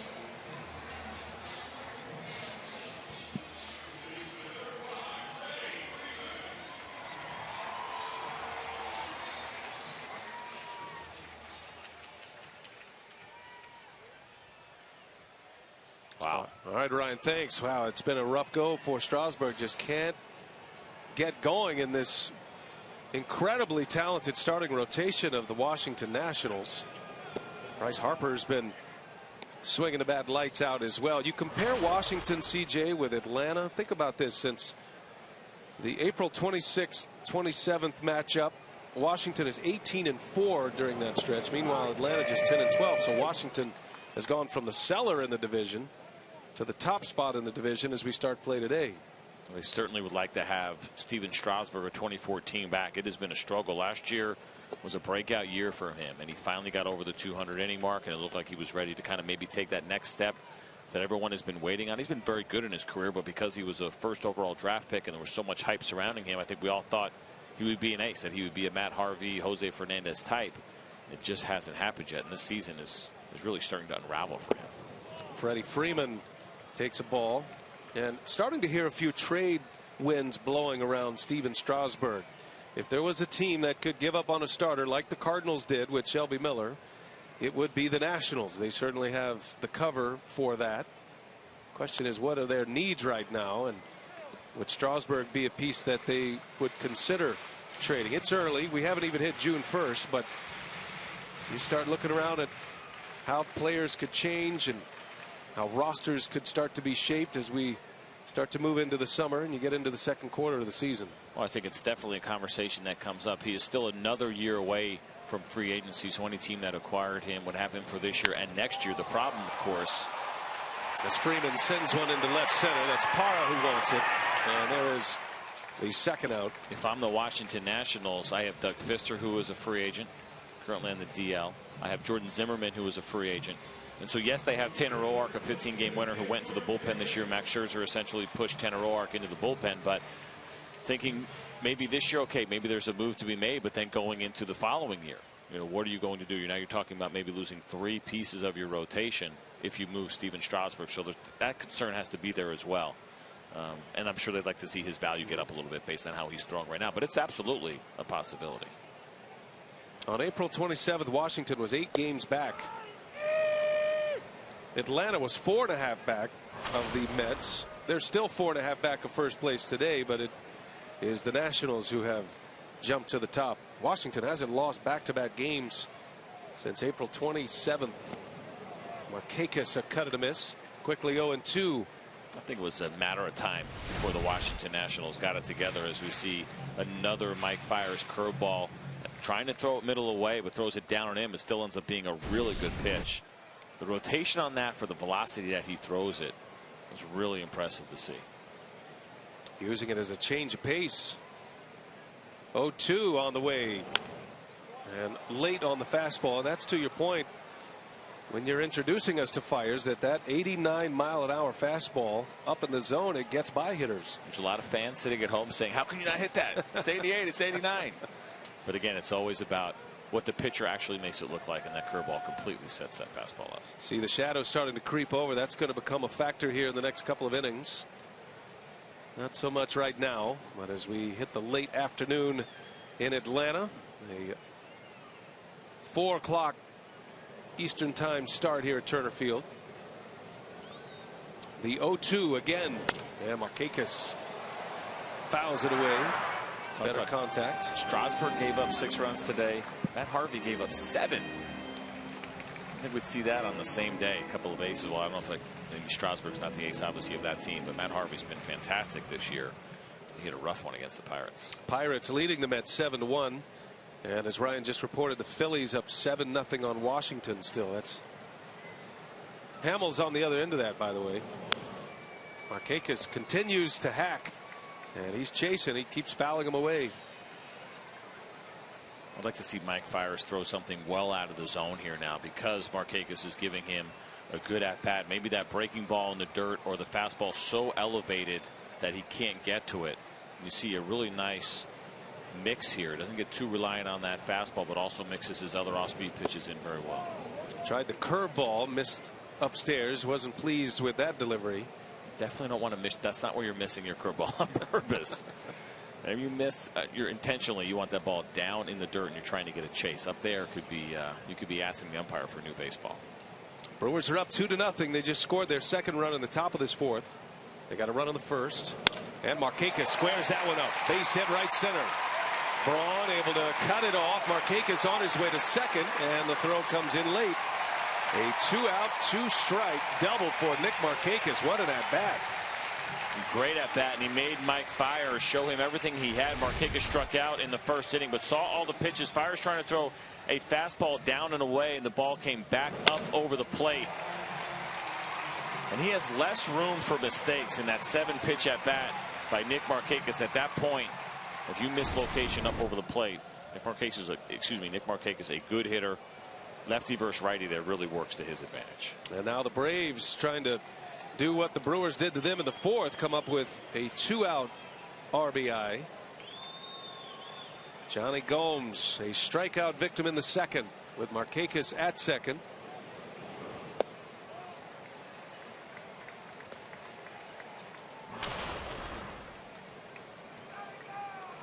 Another nice pickup for Atlanta. Johnny Gomes brings a lot of intangibles to a ball club, especially in that clubhouse. Been a part of a lot of winning baseball clubs. He's on that Red Sox World Series team most recently. Bounced around and with the A's, the Reds, came up with Tampa Bay. I love the addition of Johnny Gomes to this team, because even if they are going through a rebuilding mode and they're giving some young players opportunities, you love to have them surrounded by people that have won in the past. And a guy like Johnny Gomes is not going to let a rookie come up and be comfortable or be okay with the team maybe being average. So those kind of things that he can share with some of these younger guys as the Braves get it figured out and try to move forward is a perfect sign, in my opinion. Split time between Boston and Oakland last year. 34 years of age now is Johnny Gomes. Takes a strike. Fans didn't like it. Count goes to 2-1. And if you're Freddie Gonzalez, to have a player who will police the clubhouse like Gomes and A.J. Pierzynski, as Fox Tracks had that right at the bottom of the zone. Jim Joyce doesn't miss many, by the way.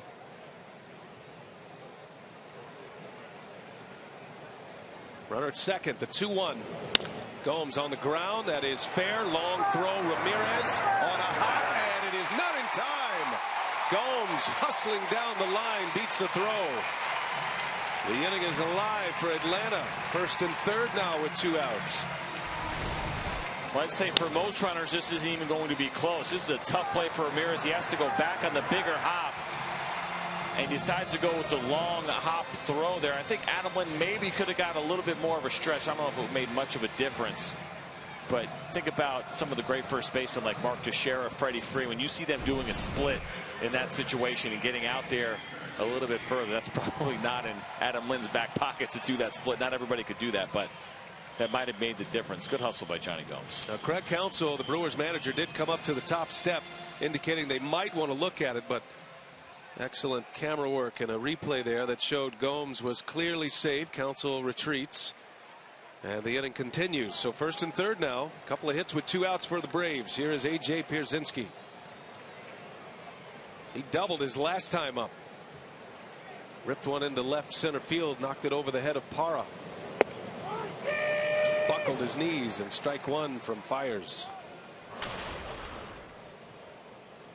What's interesting, John Hart was talking about kind of the youth movement here, that Nick Markakis at 31 and then Johnny Gomes at 34. Now A.J. Pierzynski at 38, trying to get a rally going here for the Braves in the 4th inning.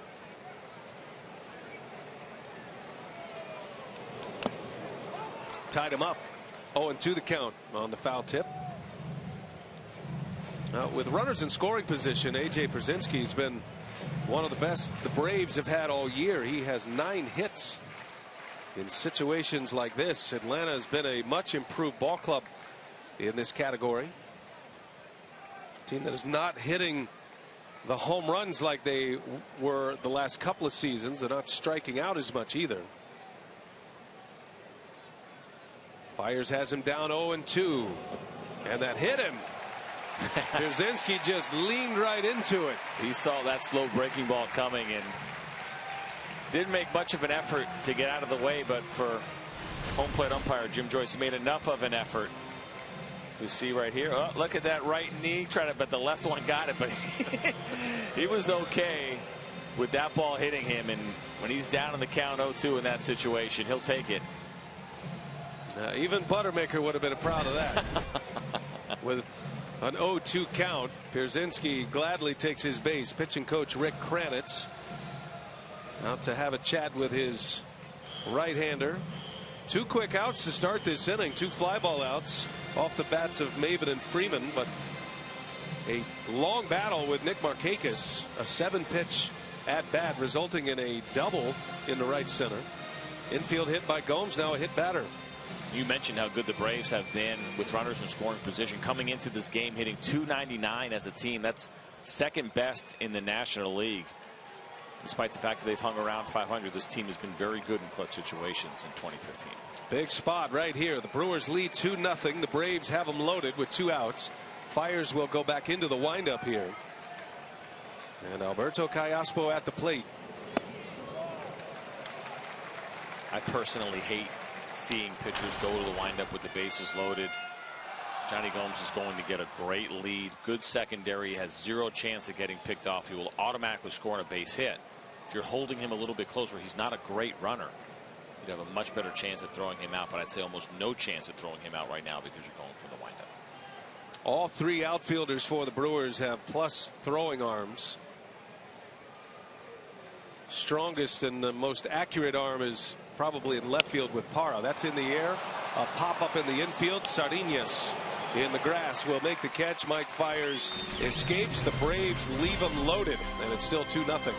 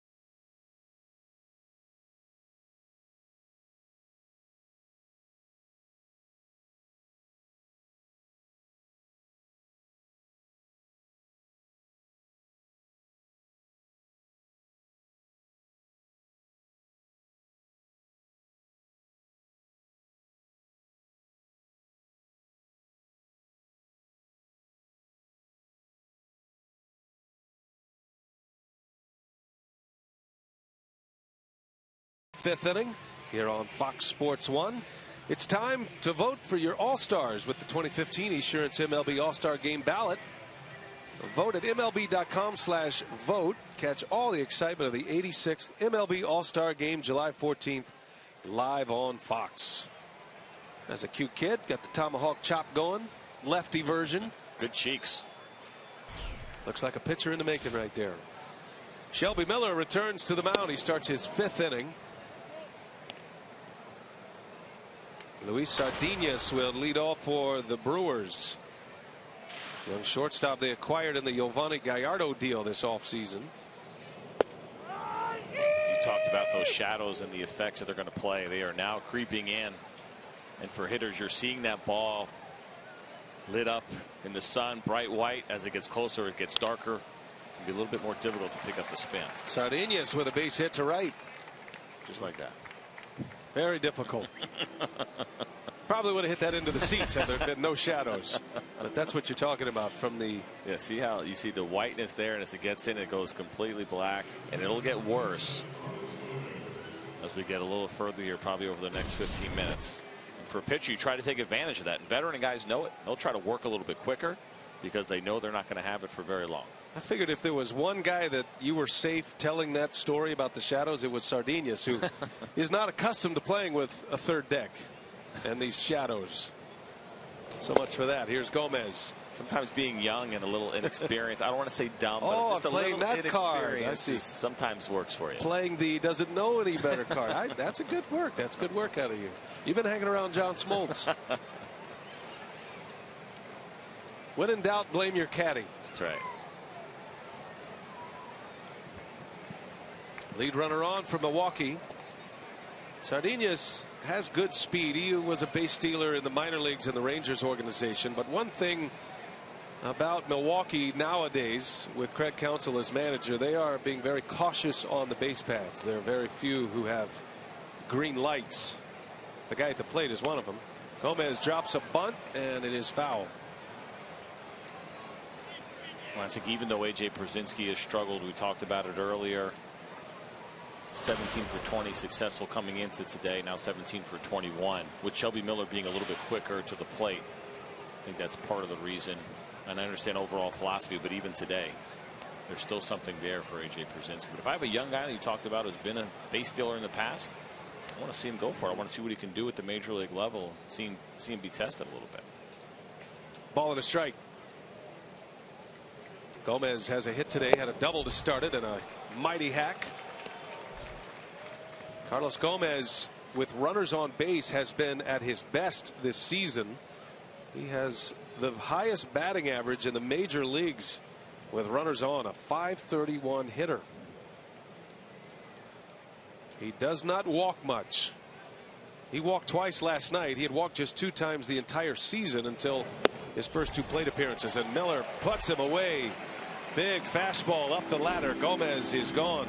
Well, he's not your typical leadoff hitter in the sense where he's going to shorten up his swing and do everything he can to get on base. As you see here in a 2-strike count, he's still trying to lose that high fastball and hit it into the seats. But that's what makes him a good player. His aggressiveness level. I think we're getting away from traditional spots in the batting order. It's not so much anymore that you want just a little fast guy who can lead off and a guy who can bunt and get guys over hitting second. You want your best hitters at the top of the lineup as quickly as you can get them there. And that's why Carlos Gomez finds himself in the leadoff spot. Gomez has struck out twice here today after his double in the first. He scored the first run. Brewers added one last inning on a Maldonado RBI single. Sardinas just back. Snap throw from Miller. He does such a good job, Shelby Miller, at not just quick deliveries to the plate, gives his catcher a chance, but also he's got a very quick throw to first. I mean, you know the Braves love that. I mean, this is a pitching organization that prides itself on pitching fundamentals as well. Not just your ability to pitch, but to field your position, to hold runners, to do all of it.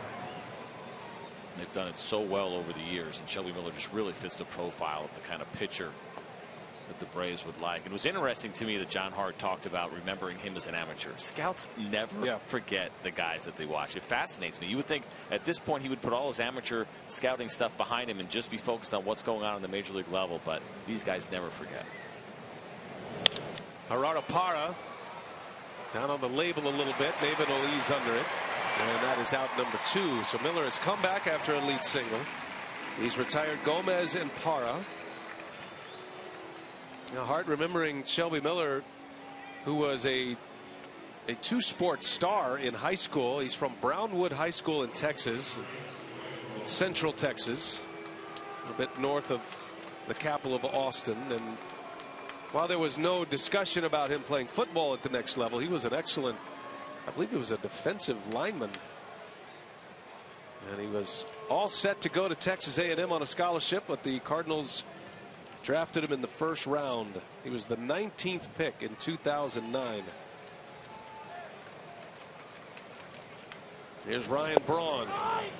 This is the guy the Brewers want at the plate.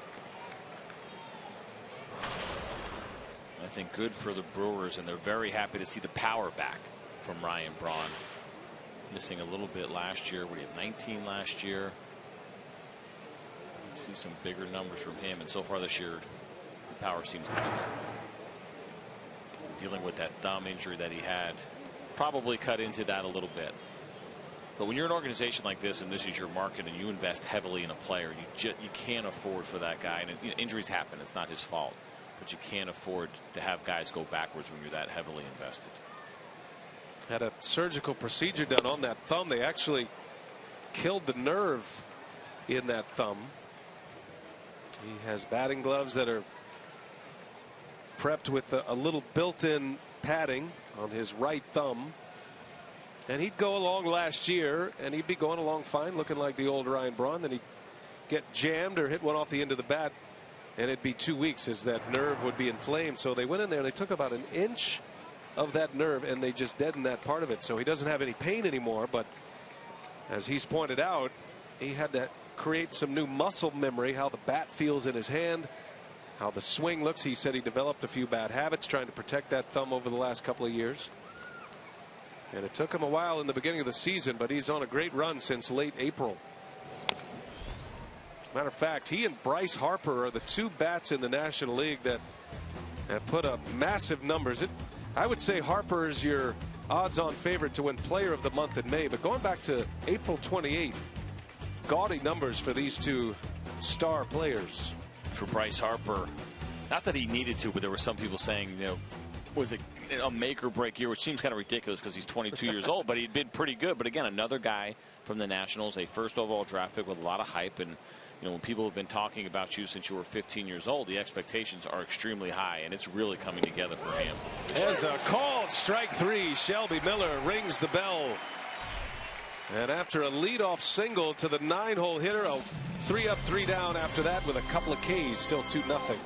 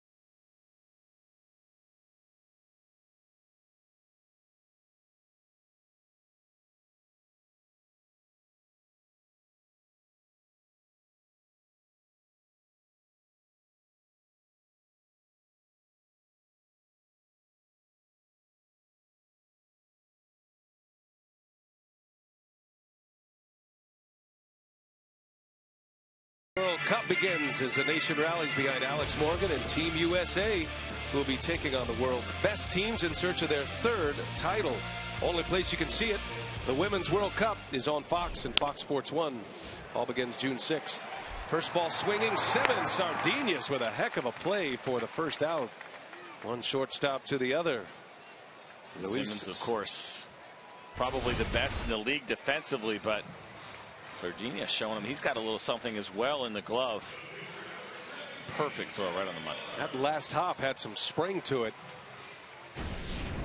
The Venezuelan-born Luis Sardinius trying to carry that long-standing tradition of Venezuelan shortstops. His idol was Omar Vizquel. That was a good one. Mike fires with one out here in the Braves' fifth. And the pitcher Shelby Miller at the plate. Omar Vizquel, of course, now coaching first with the Detroit Tigers. And I remember Brad Osma saying in spring training, Iglesias was dealing with some injuries, and what's your backup plan? And looked over to Omar Vizquel and said, that's it right there. Sardinius had a chance to see Omar Vizquel. They've interacted a few over the years when Sardinius was with the Rangers organization. The Brewers just played the Tigers in Detroit. And Luis said he had to get over the fact that Omar Vizquel was always right across the diamond when he was in the field as the first base coach. Miller swings and lines one to left. That's fair.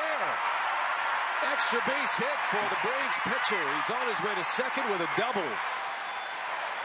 So both pitchers have hits in this game, and Miller an extra base hit with one out in the fifth. Well, that's one way to get your offense going. The third double of the day for the Braves, but no runs to show for it so far. And now they get to flip the lineup, go to the top with Jace Peterson, with Shelby Miller in scoring position. Nice job of getting this ball down the line. And that's probably one of those things we kept talking about, Mike Fiers, and the velocity and how it can be so deceptive to big league hitters. Well, pitchers aren't big league hitters, and that velocity kind of plays right in to what they're looking for. Shelby Miller didn't miss that fastball down the middle. His first hit of the year, he had been 0 for 16. Top of the order now, Jace Peterson. And all the talk about the shadows, rightly so. It has been the ninth place hitters, Sardinius and Miller, with hits. Everybody else is having a tough time. It's the guys that aren't even thinking twice about it. The two that are in survival mode, maybe the most of them all. The young shortstop trying to stay in the big leagues, and the pitcher. Braves with a chance here. Runner at second, one out. And Peterson pops it up right up the pipe. Sardinius calls and catches. Out number 2.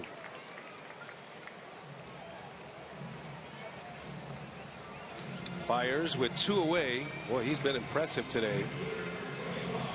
He certainly has, and pitch count is in really good shape. You talked about that last start that he had at Detroit. He went 5 2/3 and allowed 2, and really his last couple have been good. A tough one against the Dodgers where he let up 5 earned runs, and he looks comfortable again compared to where he was last year when he was pitching so well and getting settled in. And we talked about this being a great place for him to pitch first time, and he's been so good on the road, and that's continued so far. Braves looking for a 2-out hit, trying to get one on the board. Here's Cameron Maybin, who is 0 for 2 against Fiers this afternoon.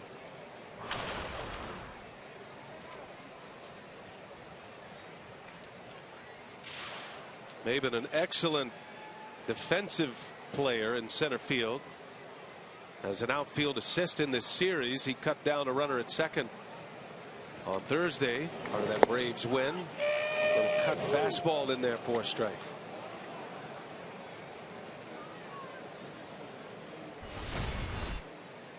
Maybin, another one of those guys that has been really good for this team with runners in scoring position. 423 this year, big spots. He's 0 for 2 today, a strikeout, and he flew out to deep right. He sent Braun to the middle of the warning track in right field. That ball is hit well right center. Long run. Gomez won't get this one. That ball is off the base of the wall. Cameron Maybin into second with an RBI double. And the Braves are on the board. It is 2-1 Milwaukee. Well, that's an impressive power stroke by Cameron Maybin. That is a long way in this ballpark. And a lot of guys, when they see the Mike Fiers velocity, will overswing. But here's a fastball middle way. He doesn't try to pull it. He stays with it, and he absolutely crushes it to get it into that gap and hit it that hard off the wall. Very impressive at bat by Cameron Maybin in a big situation. Now trades places with Shelby Miller and another guy who was so good in these situations, and another guy who was so good at driving the ball the other way. Freddie Freeman steps in with a chance to tie this game. He will up his batting average, which was at .423 with runners in scoring position. He's been terrific in those spots this season. Now Freddie Freeman with Maybin at second, representing the tying run. Freeman 0 for 2. On the ground, the shift was on, but that's going to find a hole. The base hit, and this game is tied. Freeman on his way to second, an RBI double. 2-2 back-to-back run-producing hits with 2 outs.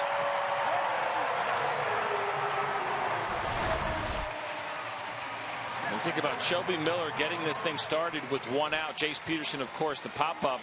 And now 3 of the last 4 hitters with doubles. Now Freddie Freeman, that was a pretty routine ground ball, but fortunately for him, the shift was on, and he ends up beating it. And a tough break for Mike Fiers as he gets the ground ball. He's looking for the weaker contact, but the way the defense was shifted, it's going to cost him a run. That shift in this game. The shift paid off for Fiers against Freeman in the first, when what looked to be a routine hit ended up in the glove of the shortstop, who was over on the right side of the infield. This time pretty much in the same spot, wasn't it, where they fielded that ball, but because there was a runner on second base, they did not put the shortstop on the second base side of second base, if that makes sense.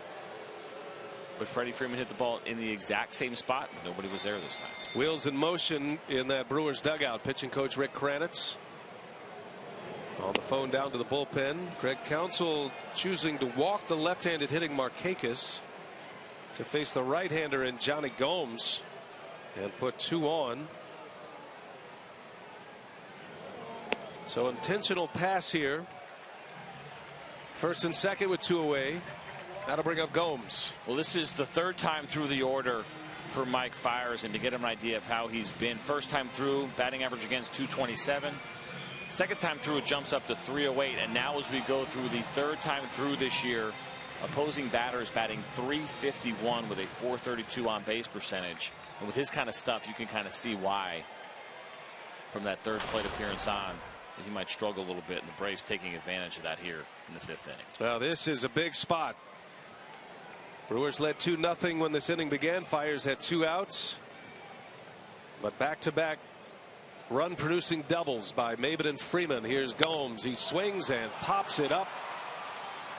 Sardinas will make the catch. The inning is over, but Atlanta comes up with a little 2-out magic.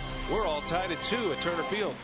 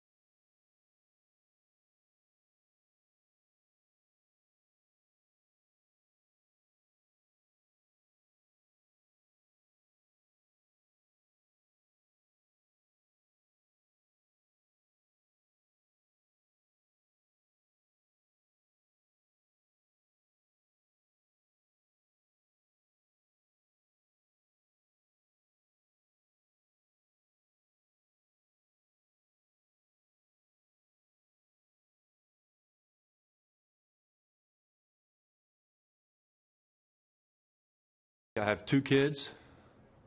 One's an English bulldog named Teddy and a Maltese poodle named Nixon.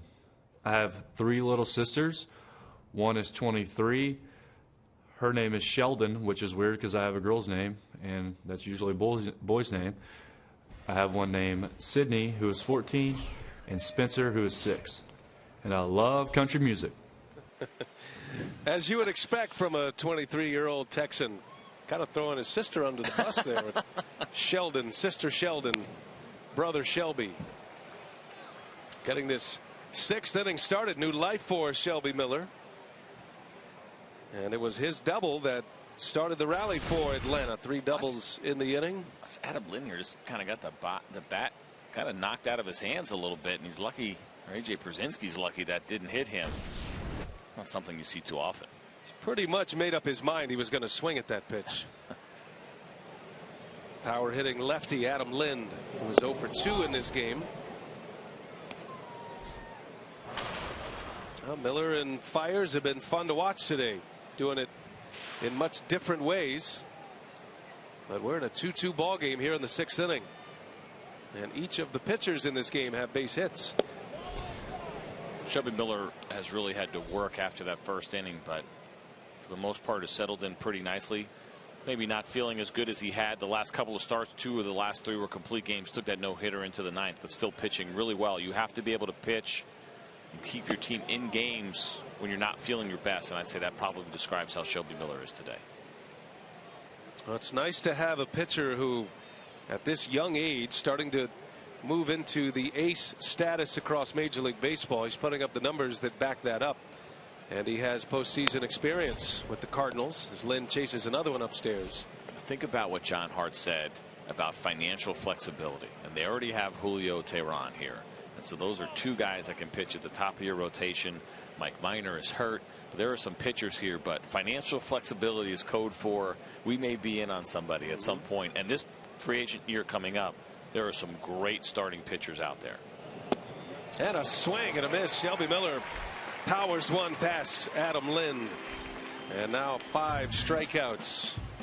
Now you see the lowest ERA first 8 starts in the Braves franchise history. Miller is on a very impressive list.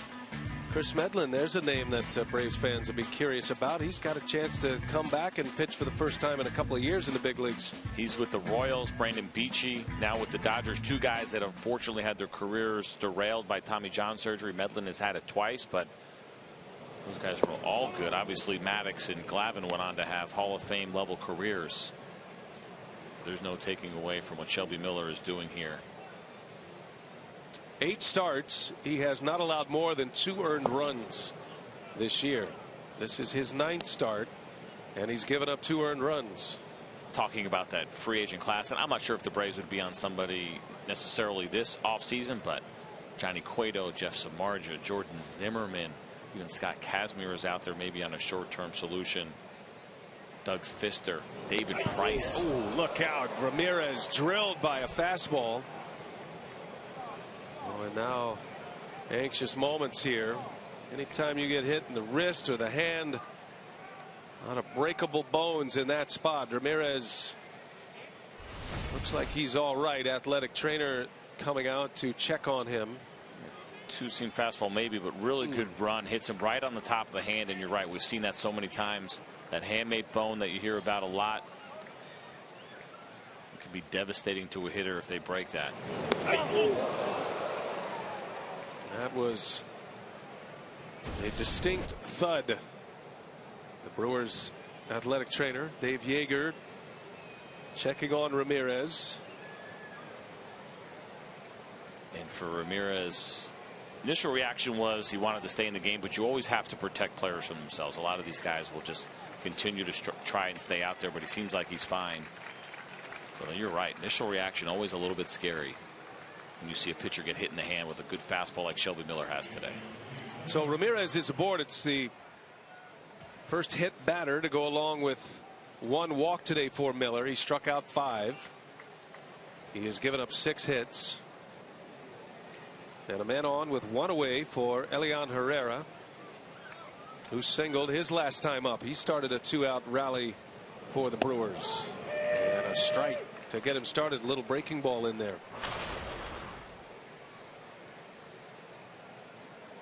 Herrera splitting time at second base right now with Hector Gomez. Gomez a right-handed batter. Herrera's a switch hitter, better from the left side, and he punches one through the hole. So Elian Herrera has 2 hits today, and here comes Milwaukee with 1 out.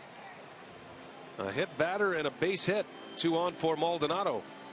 And we'll see probably some action here pretty soon in the Braves bullpen, as this is the 91st pitch. A fastball that was up from Shelby Miller. Herrera does a really good job of getting on top of that. And I would love to see a double play here and maybe try to get Shelby Miller 1 more inning, since he hit last inning, and try to avoid the double switch. But he's going to have some work to do to try to finish this 6th inning. Well, Maldonado is a slow running catcher. Remember, the pitcher is on deck, fires with 2 on 1 out. Be interesting to see what Counsell would do here. Maldonado is an excellent bunter, believe it or not. He quite often drag bunts for base hits. Callaspo has given him a lot of room over at third base. Well, you love that from a guy hitting 155, who essentially is your backup catcher, who has other ways to get on base. It's actually not such a terrible idea right now. The problem, of course, is that you have Mike Fiers on deck, so you probably want Maldonado swinging. But if this order was different, if you had a regular hitter on deck, or if you were thinking about pitch hitting, I love that idea with the way Callaspo is playing right now. 1 out. Braves have Nick Massett loosening in their bullpen. Miller with his 94th pitch. Maldonado takes a ball. 3-0 is the count. Maldonado delivered an RBI base hit in the 4th inning to give the Brewers a 2-0 lead. There's Massett getting loose. I'm surprised actually AJ Pierzynski didn't go out and talk to Shelby Miller right here, because if he does walk Maldonado on 4 pitches, you'd want to consider maybe taking him out. Even if he does it on 5, and you just wonder if Massett's had enough time to get ready. It's usually where you stall, as frustrating as it can be for fans sometimes. A lot of times you will see the catcher go out there for that reason, just to give the pitcher who's warming up a little bit more time in the bullpen. Saw Pierzynski palms down, settle down, slow it down. A way out of the inning for the Braves. You got a pitcher coming up next. 2 on 1 out. The 3-1 is swung on and fouled back, and he might have chased ball 4. And you see Pierzynski again do it, just like you're talking about, kind of give the glove low, because he knows there's trouble. Even though Maldonado is not a high average guy, hitting just 162 right now, but guys at the big league level can hit fastballs that are up. And he also wants the ball down, because he knows that's going to increase his chances of getting that ground ball and getting out of this inning with 1 batter and a potential double play. Let's see what he has in mind here. Pierzynski flips the signs, and time is asked for and granted by the crew chief.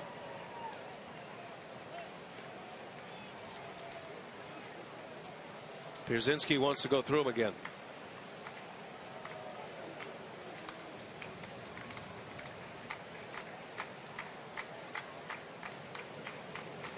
And now Miller steps off, and he's just not comfortable with what Pierzynski wants. No, you certainly don't like how much time now is taking place in between pitches for Shelby Miller. Here comes a payoff pitch, and he missed. Maldonado draws the walk. So after all of that, the bases are now loaded, and instead of the pitcher Fiers coming up to hit, Craig Counsell is going to play his card right now. In a 2-2 game, he'll send up one of his best power hitters in Chris Davis.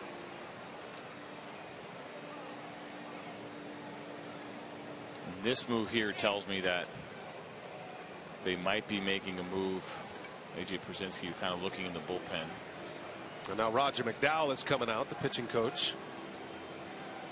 So if they're trying to buy a little time, they're doing well. I think McDowell's probably out there for a scouting report here on the pinch hitter Davis. Probably, and surprising actually that AJ went out there first, because that tells me maybe, okay, they're ready to make that move, and so they want Freddie to come get him. But Roger comes out, gives him a quick breather, like you said, talk scouting report, because a lot of times you cover these guys before the game, but once you see the lineup, the guys on the bench, you don't talk about nearly as much.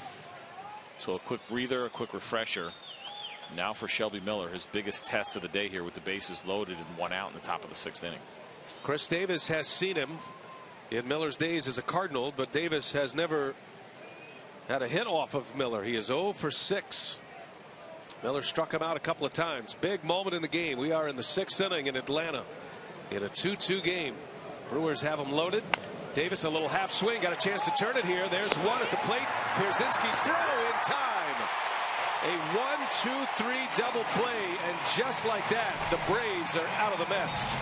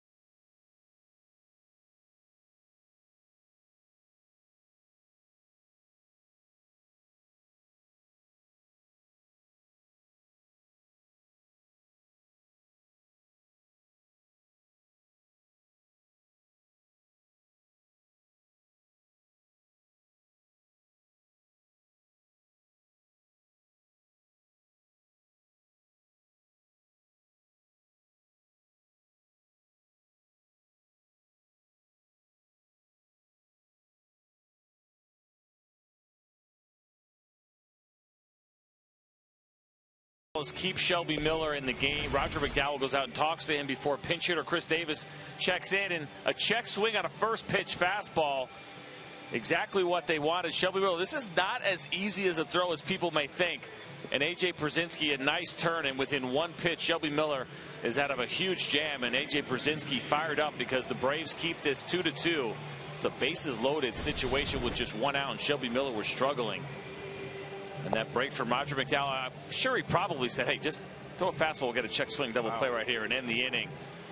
But a nice job by Shelby Miller, bearing down and making a big pitch. Probably his last one of the game. Didn't have his best stuff today, but still threw the ball very well and competed till the very end. And that's what aces do, right? When you don't have your best stuff, he still goes 6. Only allows 2 runs. Got a new pitcher for Milwaukee.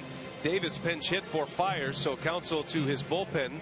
Jeremy Jeffress, the hard-throwing right-hander from Virginia, will take over in a 2-2 game, bottom 6. You talk about a hard thrower, a guy who averages 95 miles an hour with his fastball, and he uses his fastball a lot. You're going to see that about almost 80% of the time, and it's not just velocity. The ball moves. Straight velocity, guys can hit at the big league level, but this fastball has some action on it. Pierzynski leads the way. That one in at 93. By the way, Shelby Miller's spot in the batting order due up 4th here, and most certainly would be pinch hit for. That first fastball looked like a left-handed slider. That movement's unbelievable. Wow. And what a change in style from Fires to Jeffress. 2 guys who rack up a ton of strikeouts in very different ways.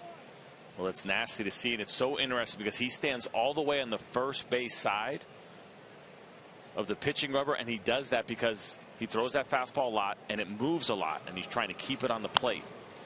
Pierzynski was late, popped him up into shallow left. The shortstop Sardinius is out, and the Gold Glover Parra will call him off. 1 away here in the 6th inning. Craig Counsell is about an inning early into his bullpen setup now. It is a tie game. Normally he likes Jefferson the 7th. He's got Jonathan Broxton to go the 8th, and then Francisco Rodriguez in a winning scenario. And as we mentioned when we hit the air, Will Smith, who was suspended for 8 games, he is appealing that suspension and he is available. There is the big left-hander. And I would think they'd want him when you get back to the top of the lineup, when 3 of the 4 hitters will be left-handed: Peterson, Freeman, and Markakis, with Maben right behind Peterson. That'll probably be Will Smith's spot today. It's been a fun game to cover from the managerial perspective, with decisions that are being made here in the last couple of innings. Counsell played his card to go with a power hitter with the bases loaded and 1 out. I'm not lying to you when I tell you that as a left-handed pitcher, I threw sliders that didn't move as much in that direction as this Jeffers fastball. Jeffers misses up and away. 2-1 to Callaspo. It's not something you can teach. You can give a guy a 2-seam grip and show him how to hold a sinker, and it's late, and you can tell that it comes in heavy as well. Sometimes it's just about arm slot. For some guys it's finger pressure, but you can't teach that kind of movement. Callaspo is late. When Jeremy Jeffress was in the Brewers organization originally, he was drafted out of high school. He was an over-the-top thrower, and he was a legitimate triple digits pitcher. He could hit 100. And then he was part of a trade, the first trade that allowed the Brewers to acquire Zach Greinke. He was sent to the Royals. He, along with Alcides Escobar and Lorenzo Cain, Jake Odorizzi, who is now with the Rays. Those were the 4 pieces that it took to get Zach Greinke from Kansas City. Kansas City flipped him to Toronto, and it was with the Blue Jays that Jeffrey started this 3-quarter delivery. Callaspo just serves 1 out into left field. Good piece of hitting there by the Braves third baseman. And a man on with 1 out. Say, use the hashtag this all season long to share the amazing moments that only happen in Major League Baseball. Hashtag this. Callaspo takes the right approach, because when you're facing a right-handed pitcher with that kind of movement as a left-handed hitter, switch hitter, of course, in the case of Callaspo, the worst thing you can do is to try to pull the ball. And you see a 63% ground ball rate for Jeffers. That's a high amount of ground balls. And with that kind of movement, it makes a ton of sense that guys have a hard time lifting the ball on him. He's got Andrelton Simmons at the plate, who has really struggled with runners on base this year. His batting average when the bases are empty at .314, but just 167 with runners on. And Simmons, who's one of the toughest, or the toughest, to strike out in the National League, also leads the National League in double plays grounded into. 12 of them. This is a bad matchup here for the Atlanta Braves. And one of the earlier games that I did with the Atlanta Braves, Freddie Gonzalez said to me jokingly, actually wish he would strike out once in a while, a little bit more, because of the fact that he's hitting into so many double plays. Now, he was kidding. Of course, he doesn't want Andrelton Simmons striking out more, but he would like him to not be grounding into so many double plays in situations like this. But when you talk about the movement on the fastball and the kind of hitter that Simmons is, this is about as perfect as a double play situation as you could be in. Double play would end the inning, and that one's lofted into shallow center. Gomez is there for the out. So Simmons flies out for the second out. And now we'll see Freddie Gonzalez make a move. Shelby Miller will be pinch hit for. Todd Cunningham will pinch hit for the Braves. Brandon Kinniff is loosening in the Atlanta bullpen. He'll have the 7th inning. So close the book on Shelby Miller. Still has a chance to win if the Braves can take the lead in this inning, but you got to call this a success. And it was clear Shelby Miller didn't have his A game today. No, he certainly didn't, but the streak is still alive of 2 earned runs or less for him. Battled all day. You said it perfectly. That's exactly what you want to see from top of the rotation guys. We'll find out, I'm sure, after the game why we started a little bit later, and maybe he wasn't feeling himself. The breaking pitch especially wasn't there, but he made pitches when he had to. It really could have just been 1 run if that play was made at home plate. That probably should have, when Johnny Gomes threw to home, and A.J. Brzezinski was unable to handle the throw for the second run.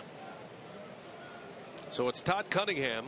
It's been sharing time in left field in the absence of Kelly Johnson, who's been out with an oblique injury.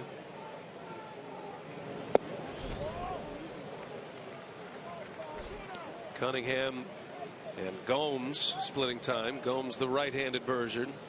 Cunningham, as you see, off the left side. He's ahead in the count, 2-0.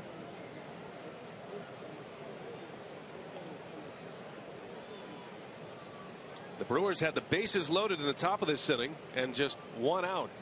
But a 1-2-3 double play on the first pitch to pinch hitter Chris Davis. Into the inning, into the threat. Milwaukee has stranded 6 runners in the last 4 innings. Braves have also stranded 6 here today. 3-0 the count. That's a good take from Cunningham. This is just the 4th time he has been a pinch hitter in his career. And good pinch hitters will tell you they're looking for a fastball early. They don't want to get deep in the count. They're not in the flow of the game. They get to 2 strikes and it can be very difficult. It was a perfect fastball count to be in 2-0, but he's able to lay off on that pitch that was just off the plate. And that one missed. A 4-pitch walk issued by Jeremy Jeffress. And again, the Braves making a little noise with 2 outs. Both of their runs last inning came with 2-out hits. Anxious moments on that Brewers bench. You're starting to move into the left-handed bats of the Braves, and Will Smith, the big lefty, getting loose. Like I said, you would think that they would bring him in this situation. As Maldonado goes out to talk to Jefferson, maybe try to give Smith a little bit more time or talk about plan right here.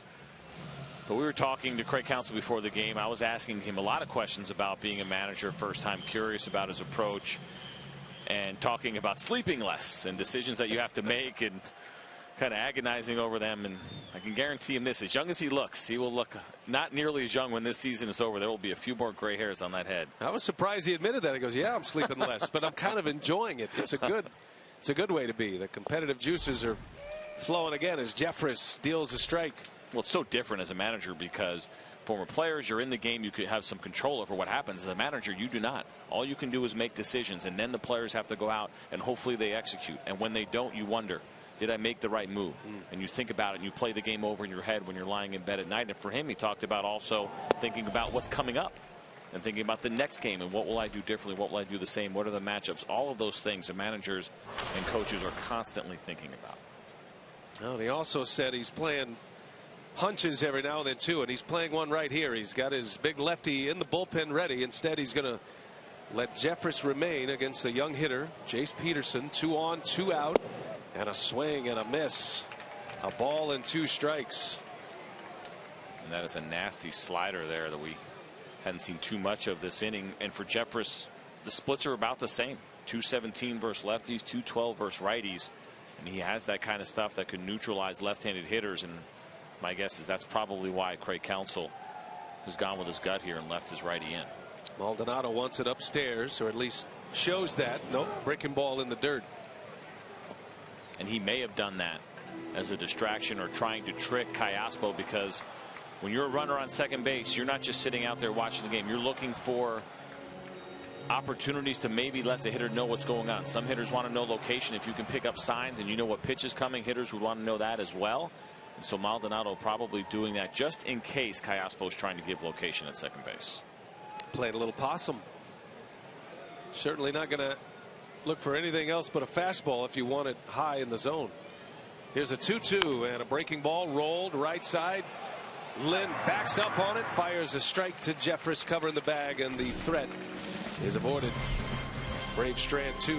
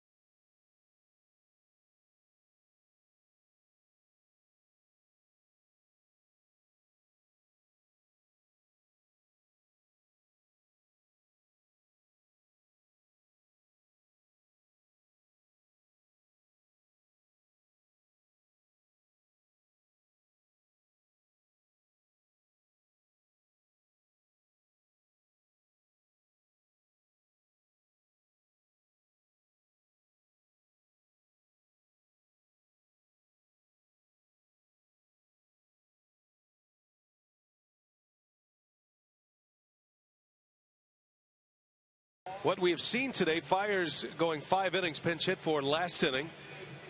Allows 2 runs. Ryan Braun had an RBI single in the first inning. Shelby Miller goes 6 today. Keeps his streak alive. Maven and Freeman with 2 out RBI doubles to tie it in the 5th. To look at our game summary, CJ, new pitcher for Freddie Gonzalez.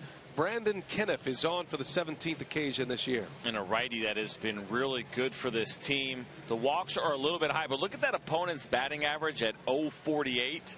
He has not allowed a hit to a right-handed hitter in over 29 at-bats, which is a pretty unbelievable streak. And he's been really good with runners on base. He's allowed just 1 of 15 inherited runners to score. None today for him that he is inheriting, but he's been a very nice arm for Freddie Gonzalez's bullpen. He's got the switch hitter, the young shortstop Sardinez leading off, batting in the 9 spot in the order.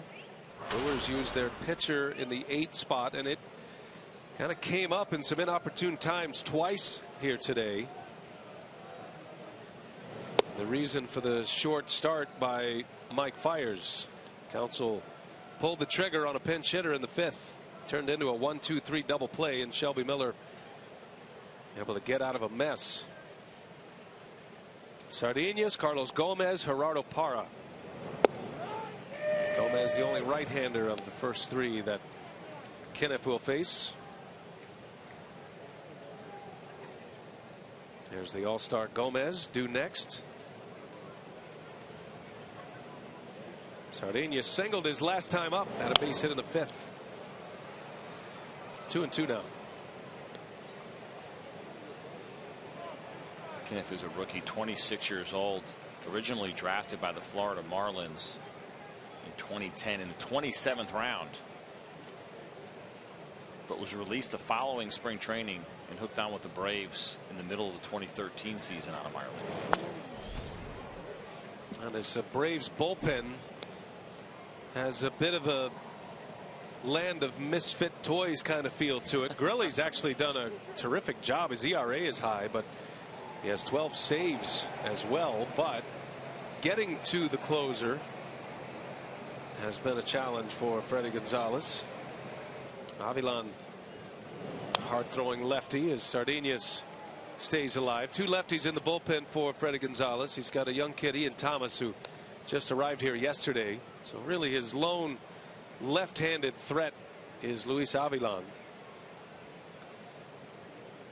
And another guy in that bullpen that we'll probably see who's had a little bit of a resurgence in his career has been Jim Johnson at 32 years old. He's actually done a very nice job getting the ball to Jason Grilli, former closer. Has a couple of saves this year. Some big years in Baltimore, who struggled in Oakland. Sardinez to Freddie Freeman, dealing with the sun over there, and he makes a play for the out. First man retired by Kenneth. Say you can watch every out-of-market game live in HD on more than 400 devices with MLB.TV Premium, the #1 live streaming sports service. You get real-time highlights, live look-ins, pitch tracking, widget, and more every night on every device. Visit MLB.TV for details. It is a must for baseball fans. I was using that last night. I have a 7-year-old who just loves the game of baseball. Had the mosaic up on the computer, watching 4 games at once. He's got my iPad in his hand, and he was so happy because the iPad was a little bit ahead of the computer. And he said, "Dad, Castillo's about to get a base hit here." Nice. He loves it. Here's Gomez with a big swing and a miss. CJ mentioned the dominance of right-handed batters that Kenneth has displayed this year. He has not allowed a hit to a right-hander this season. 0 for 29. And he's done a great job against lefties as well, which you love having a righty that you know you don't have to get out of the game in a big situation to face a lefty. The lefty batting average against is just 154. And this is a good story of perseverance of a kid who got released, found himself in independent ball, gets back into organized baseball, and climbs his way to the big leagues. And it's not as if he's bringing the junk drawer to the table either. This guy has a big fastball sitting in the mid-90s. 2 balls and a strike on Carlos Gomez. Bouncing ball. Nice easy hop for Callaspo. Gomez is retired. 2 up and 2 down for Kenneth here in the Brewers 7th. The splits jump off the page at you. Right-handers now 0 for 30. The record is 0 for 33 to start a career, so that'll be something in the crosshairs for Kenneth moving forward. You know you're going to hear about it if he doesn't make it now. It's going to be all your fault. It's his graphics fault. Just read them. That's the buck. What'd you say? Blame your caddy, right? That's right. Always blame your caddy. Here's Gerardo Parra now.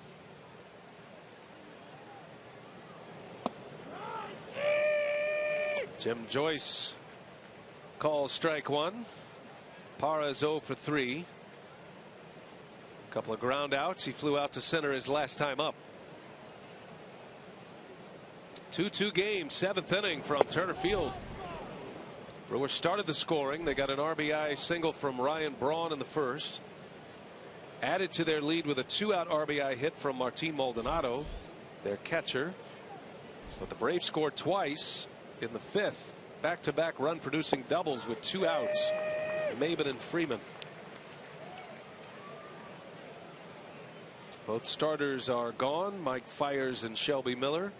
This one will belong to the bullpens the rest of the way.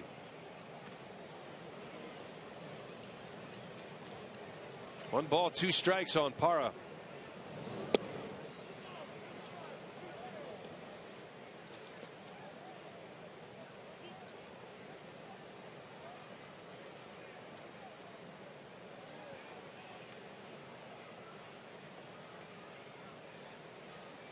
Kenneth tried to make it a 1-2-3 7th out of the pen. Just missed. 96 with the fastball. 3-2 the count now on Parra. Now there is a right-hander on deck, but it is the right-hander of Ryan Braun on deck. It's a different kind of right-hander. 3-2 pitch. Count remains the same. Especially right now, as well as he is swinging and as locked in as he is. And who knows if Brandon Knipp knows the record. 3 more to go to tie it. But if he's thinking about it, he's probably not thrilled about the idea of maybe facing Ryan Braun. Certainly would like to finish the inning in this situation. Well, the Braves would love to have Braun lead off next inning. As Parra fouls it back. By the way, the record holder is Bob McClure. He did it with the Royals. He has a lot of connections with the Milwaukee Brewers. Bob McClure, longtime Brewer, part of their World Series team back in '82. But set the record as a member of the Royals in the mid-'70s. Another payoff. Parra just stays alive. And you can see why he has been so good against right-handed batters, even though that was a slider to a lefty. The bite on it and the horizontal movement that he gets has to be very difficult for a right-handed hitter to stay in there. And even some depth on that one as well. To get a lefty like Parra way out front, barely foul it off, tells you how good the break is on that pitch.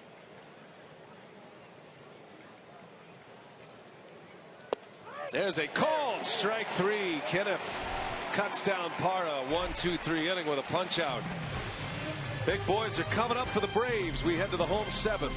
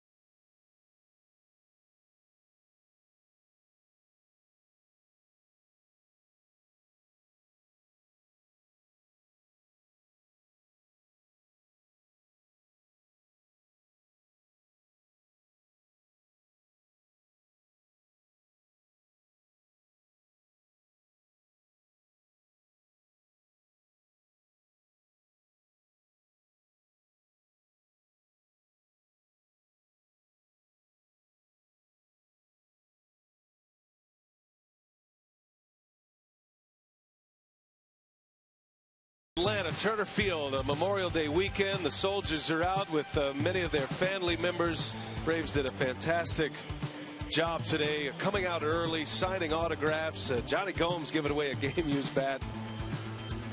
And those who have perished. And we are thinking about all of those military members' families that are joining us today who have lost loved ones on Memorial Day. Old Glory flying proud in Atlanta this afternoon. We have a good ball game going as well. 2-2 is our score, headed to the bottom of the 7th as they stretch it here at Turner Field. Don't forget, later tonight, more baseball coming your way. It's the return of baseball night in America. The Cardinals and the Royals will renew their in-state rivalry. Or you'll see the Angels battle the Red Sox. And the other game on the list, the Orioles and the Marlins. Coverage begins at 7 p.m. Eastern over on Fox. Streaming live on Fox Sports Go. Check the local listings for the game time in your area. That Cardinals-Royals matchup has a new old feeling to it, right? That I-70 rivalry between those two Missouri teams. It sure does. And the Royals are for real. And, you know, I don't mind admitting I was one of the analysts who kind of doubted them this year and thought last year they kind of got lucky, won a wild card game that they probably shouldn't have, and went on a nice run, and it was fun to watch, but didn't think they were going to be nearly the team that they are this year. And they really have seemed to build off the momentum. You see a lot of confidence now from that team, and they're built in such an unusual way because the rotation is middle of the road at best, but that bullpen has only gotten better.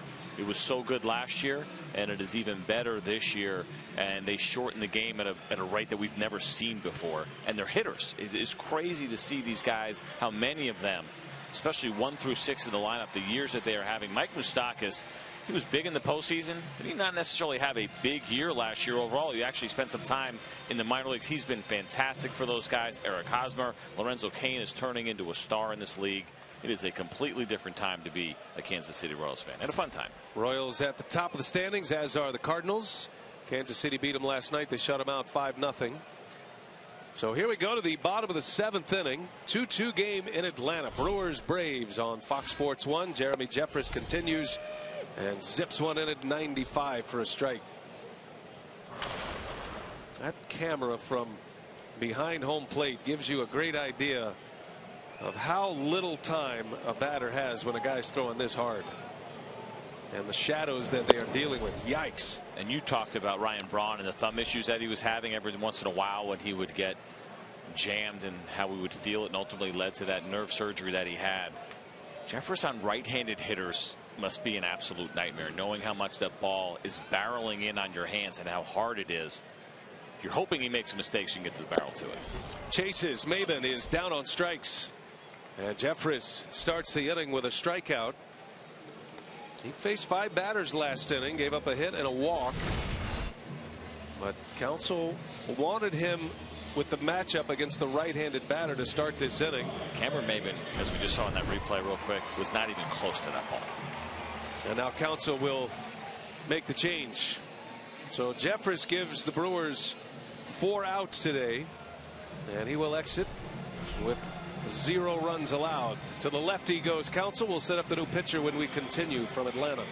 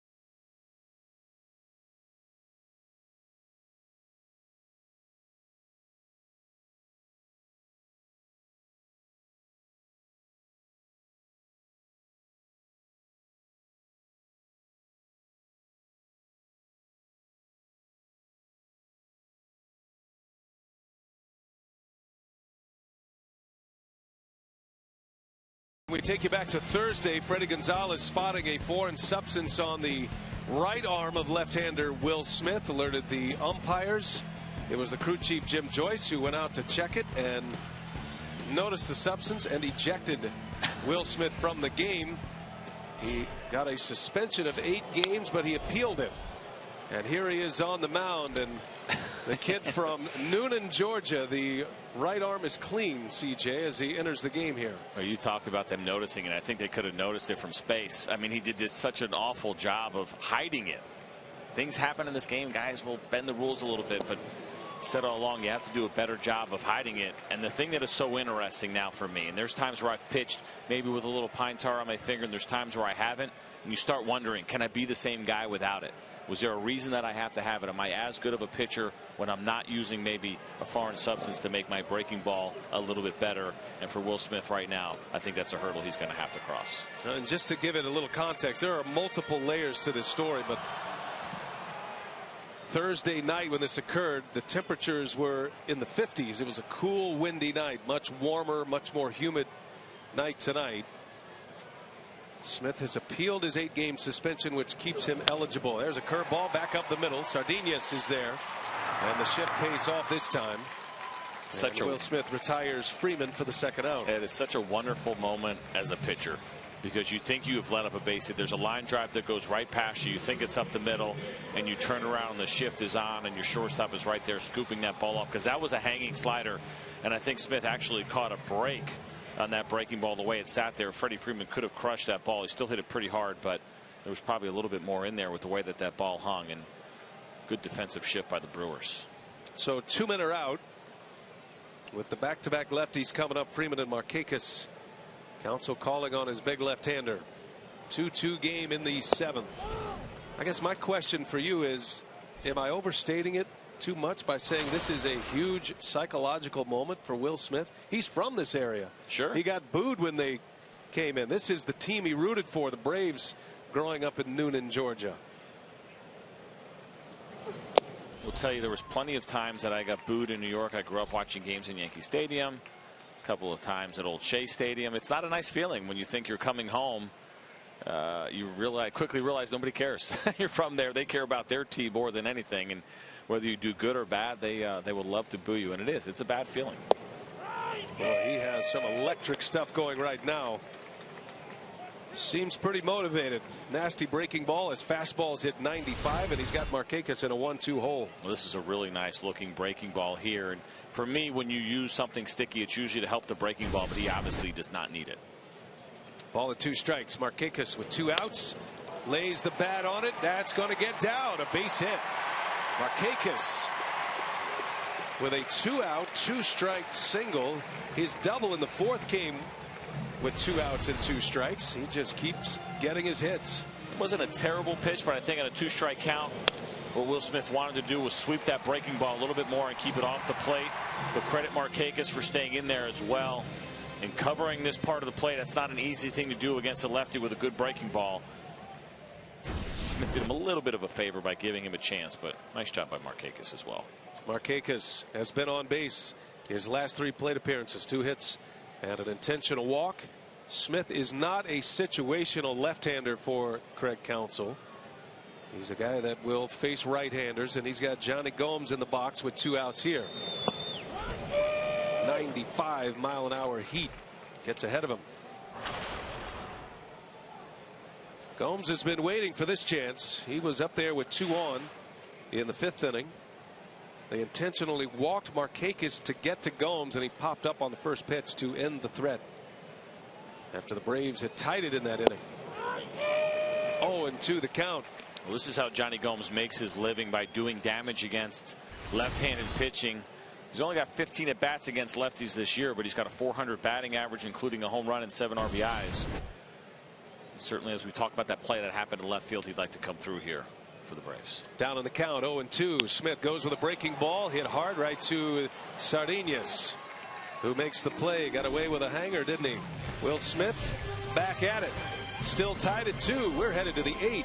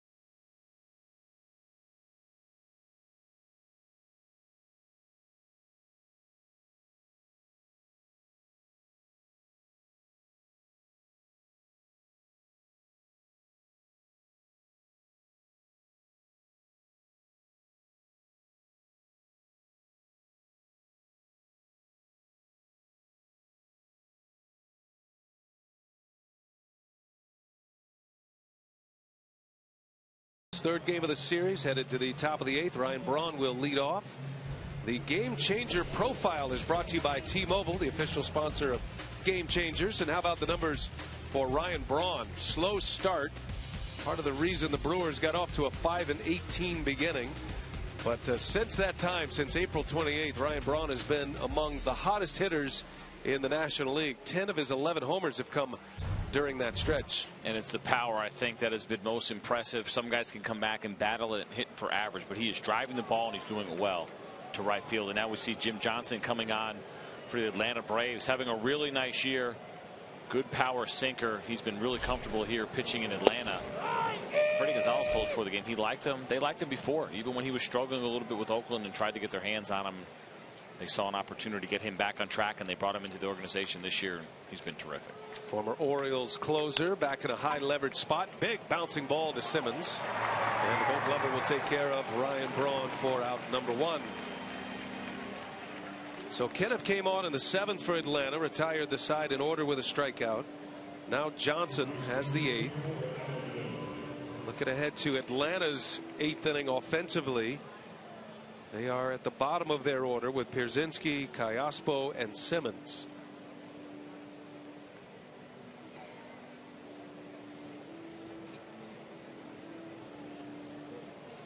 Brewers had a 2-0 lead through 4 innings. Atlanta tied it with 2 in the 5th. Both of those runs coming with 2-out hits.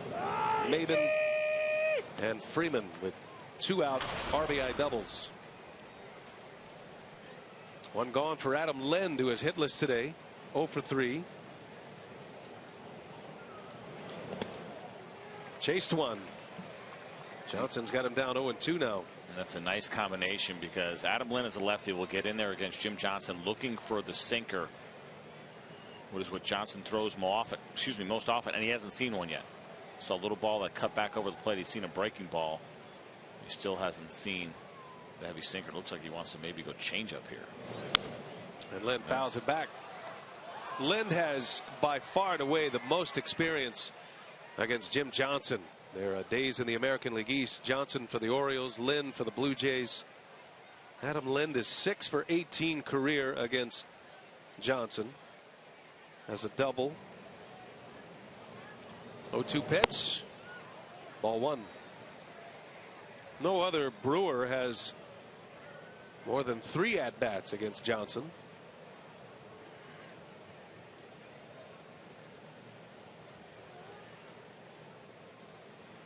Here's a 1-2. Down he goes. Off-speed pitch had Lind way out in front. 2 outs in the inning. Adam Lind wanted nothing to do with this breaking ball, and he saw 2 of them in the at-bat, but he didn't see them very well. Way out in front. This is that breaking pitch by a few inches, and good job by A.J. Pierzynski as well. So the Braves bullpen has come on, retired 5 in a row. Johnson has 2 men out. Aramis Ramirez, he takes a strike. Johnson was an interesting guy going to the Oakland A's last year. It didn't really seem like a fit for them, knowing he was going to be about a $10 million pitcher. The A's usually don't take on relievers like that, and it did not go well. 38 games, he had an ERA up over 7 when he was pitching for Billy Bean's ball club in Oakland. He gets picked up by Detroit. It didn't go much better there either. But the Braves have gotten him back on track and looking a lot like the 2012 season when he was an all-star in 2013 when he pitched so well. Back-to-back 50-plus seasons, 50-plus save seasons. It's been a nice compliment to this bullpen. Braves are trying to get their bullpen put back together a little bit, trading Craig Kimbrell, but the numbers, as you saw in the ranks, are in the bottom quarter of the National League, most of the major statistical categories. But the Brewers bullpen has faltered a little bit as well, leading up to Francisco Rodriguez. Something's got to give here today, or maybe both give here today. We'll see. 2-2 game. The starters long gone. Mike Fiers went 5 for Milwaukee, giving up 2 runs. Shelby Miller went 6 innings with 2 runs allowed. A ball and 2 strikes to Ramirez. Count remains the same. One of the great run-producing, power-hitting third baseman in Major League history, Aramis Ramirez. Only 5 other players in the history of the game, only 4 other actually, have hit more home runs at the third base position than Ramirez. Mike Schmidt is the leader in that category. Nothing doing here. Johnson strikes him out. 1-2-3 inning with a couple of Ks. To the bottom of the 8th, the Braves are coming up.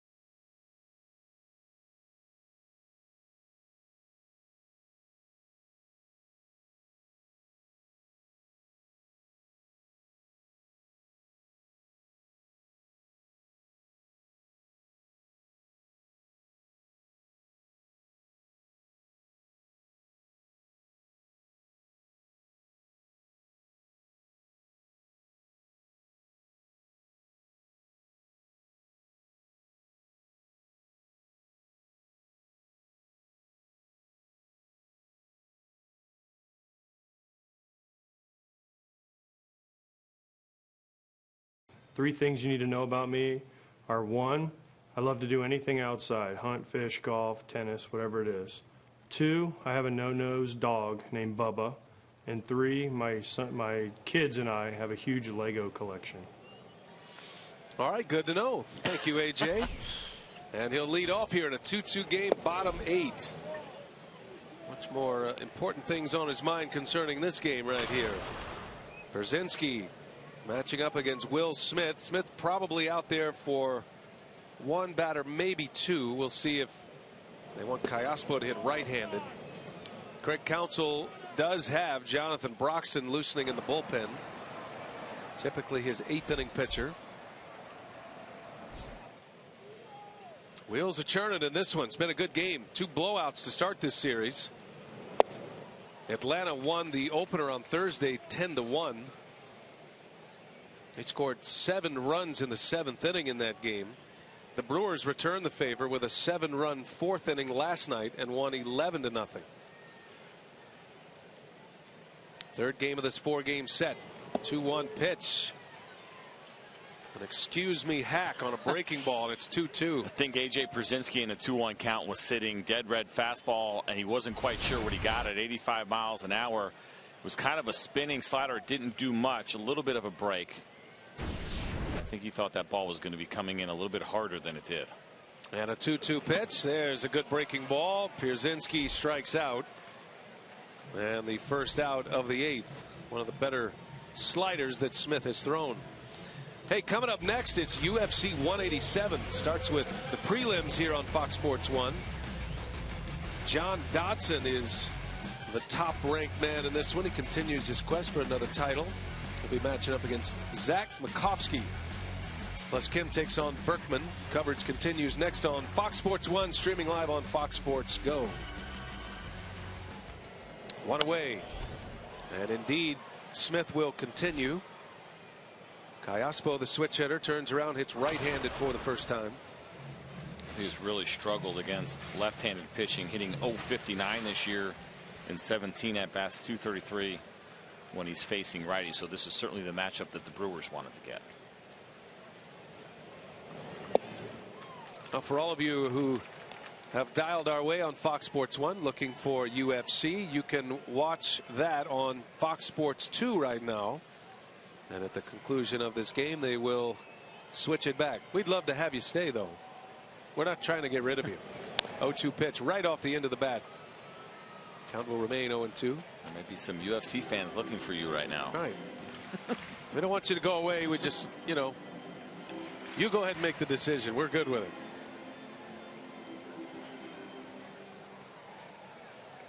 Got baseball on Fox tonight as well. Baseball Night in America is back. No balls, 2 strikes. Down he goes. Callaspo strikes out. Maldonado secures it at first. Back-to-back Ks for Will Smith. And in a 2-2 game, CJ, you wonder, because of this success in this inning, do you allow Smith to continue? Well, he's certainly going to stay in here in this situation against Andrelton Simmons. He looks sharp. No real effects for him as far as what happened on Thursday and dealing with, you know, am I the same guy when I'm not using sticky stuff? I think it had everything to do with probably the weather that night. And we'll see how long he can go. But right now, the breaking ball looks locked in, and Will Smith looks very comfortable. 2 up, 2 down. Here is Simmons, who is 0 for 3 today. He swings at the first pitch.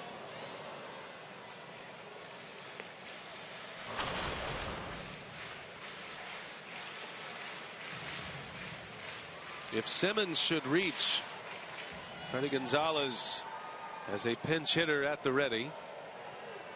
Pedro Siriaco is on deck. Back-to-back Ks for Smith. 2 outs, 8th inning. And it's quickly 0-2 on Simmons. And 2 breaking balls back-to-back, both down and in. Curious to see what Will Smith will do here. We know that Andrelton Simmons is a free swinger. He has an option of trying to bury a breaking ball in the dirt, or maybe elevating that fastball and getting it up and trying to blow it by Simmons, who does not have a lot of discipline.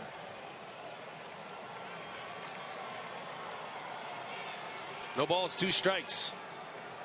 Smith deals it, and a little half swing. He goes. Maldonado again secures it at first. Close play over there. The inning is over, and Will Smith, a little redemption here in his hometown. He strikes out the side.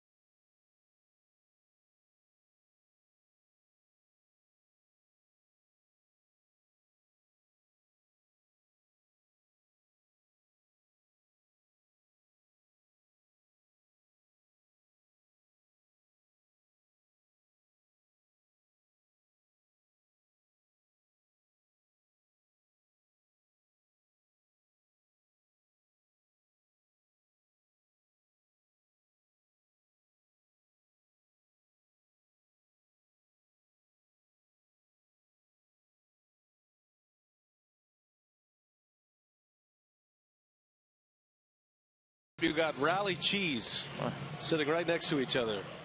Braves country. They are tomahawk chopping here in Atlanta. We're on our way to the 9th. Entertaining game here today. Well pitched thus far. We're tied at 2 It has been that way since the bottom of the 5th, and Jason Grilli, the Braves closer, will handle the 9th. Jason Grilli has been good. Don't be fooled by the high ERA. Look at the strikeouts per innings. Look at the save opportunities. He's been great in clutch situations, maybe not as much so when it hasn't been a save situation. Here he has to deal with a tie game and try to give his team a chance to walk it off. When you say don't look at the ERA, you make me want to look at the ERA. It's just a natural instinct as Grilli deals strike 1 to Elian Herrera. 14 games in, you don't worry about it too much. What about all these ERAs not to look at? Fernando Rodney would prefer that you not look at his ERA and put much thought into it. But it's amazing to see Craig Kimbrell on that list. And these fans were in shock when he got traded at the end of spring training. But Jason Grilli has filled in nicely for what this team needs right now out of a closer. Grilli is a familiar foe for the Milwaukee Brewers from his days closing for the Pittsburgh Pirates in the same division. No balls, 2 strikes. And Herrera, a swing and a miss. Grilli pumping it up to 95 miles an hour. 3 pitches. Goodbye, Herrera. It's still a really good fastball that we see from Jason Grilli, despite the fact that he's 38 years old, still has a lot left in the tank. And going back real quickly to the ERA conversation, he had 1 game earlier this year where he allowed 3 runs. He's only allowed 7 runs the entire year. He allowed 3 earned runs. If you remember that game, the Washington Nationals came back after they were down big against Julio Teheran. They won that game 13-12 back on April 28th and went on a big run since then. That's probably been one of the biggest blows to Jason Grilli's ERA. All of his other games besides that one, he has let up 0 or 1 run and has thrown really well. But as a reliever early on, 14 games into the season, you can kind of pick out 1 or 2 games. If your ERA is high, that's probably killed you. And Jason Grilli's no exception. Martin Maldonado at the plate.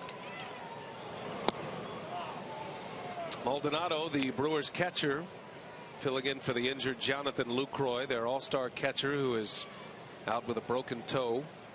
Maldonado drove in a run with a single with 2 outs in the 4th. That made it 2-0. Braves tied it in the 5th. We've been there ever since. Maldonado rips one that is just foul. Carrasco was guarding the line. He almost caught that ball, and it ends up foul. A loud strike. 2-1 to count on Maldonado. And sometimes when you see a fastball that far inside, and you're impressed that Maldonado can get the bat to it, but he can't keep that ball fair. That ball was so far inside. If he tries to keep that ball fair, he's probably breaking his bat or getting jammed on a weak ground ball. And Jason Grilli wouldn't be hesitant to go back in there again later in this at bat. 3 balls and a strike on Maldonado.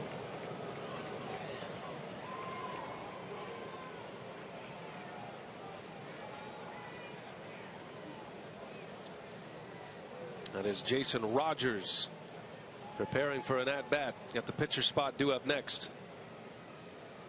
Hitters count. Maldonado gets under one, pops it up in the infield. Simmons will call it. And Grilli, falling behind in the count, picks up his 2nd out. 2 up, 2 down in the 9th. That'll bring up Jason Rogers. Well, what an effort by Will Smith of the Brewers, giving Craig Counsell 5 outs. The way Smith ripped through the order in the 8th inning, it allowed Counsell to leave him out there, and now he can pinch hit for him here, and you still stay pretty well stacked in a tie ball game with your bullpen. Well, he certainly made life easier for Craig Counsell when you're making those decisions, dealing with those double switches late in the game. Those are the tough ones to make, and sometimes a manager will get stuck leaving his pitcher in there too long, and it ends up costing him the game. But when the guy is dealing the way that Will Smith was tonight or today, it certainly makes it much easier to make that decision. It makes you look smart too when you come through. Got a young hitter in Jason Rogers. Has been the Brewers minor league player of the year a couple of years ago. Gets occasional starts at first base for Adam Lind, but primarily coming off the bench.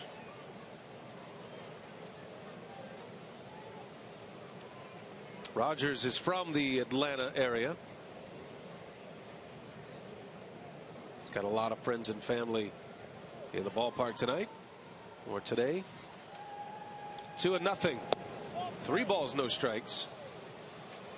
It's always fun coming back home to pitch in front of your friends and family, but your phone starts ringing like crazy when you come back in, and everybody wants to get their hands on those tickets.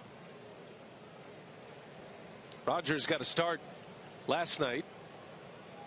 Had 2 hits in last night's win. There's a strike. 3 balls, 1 strike on Rogers.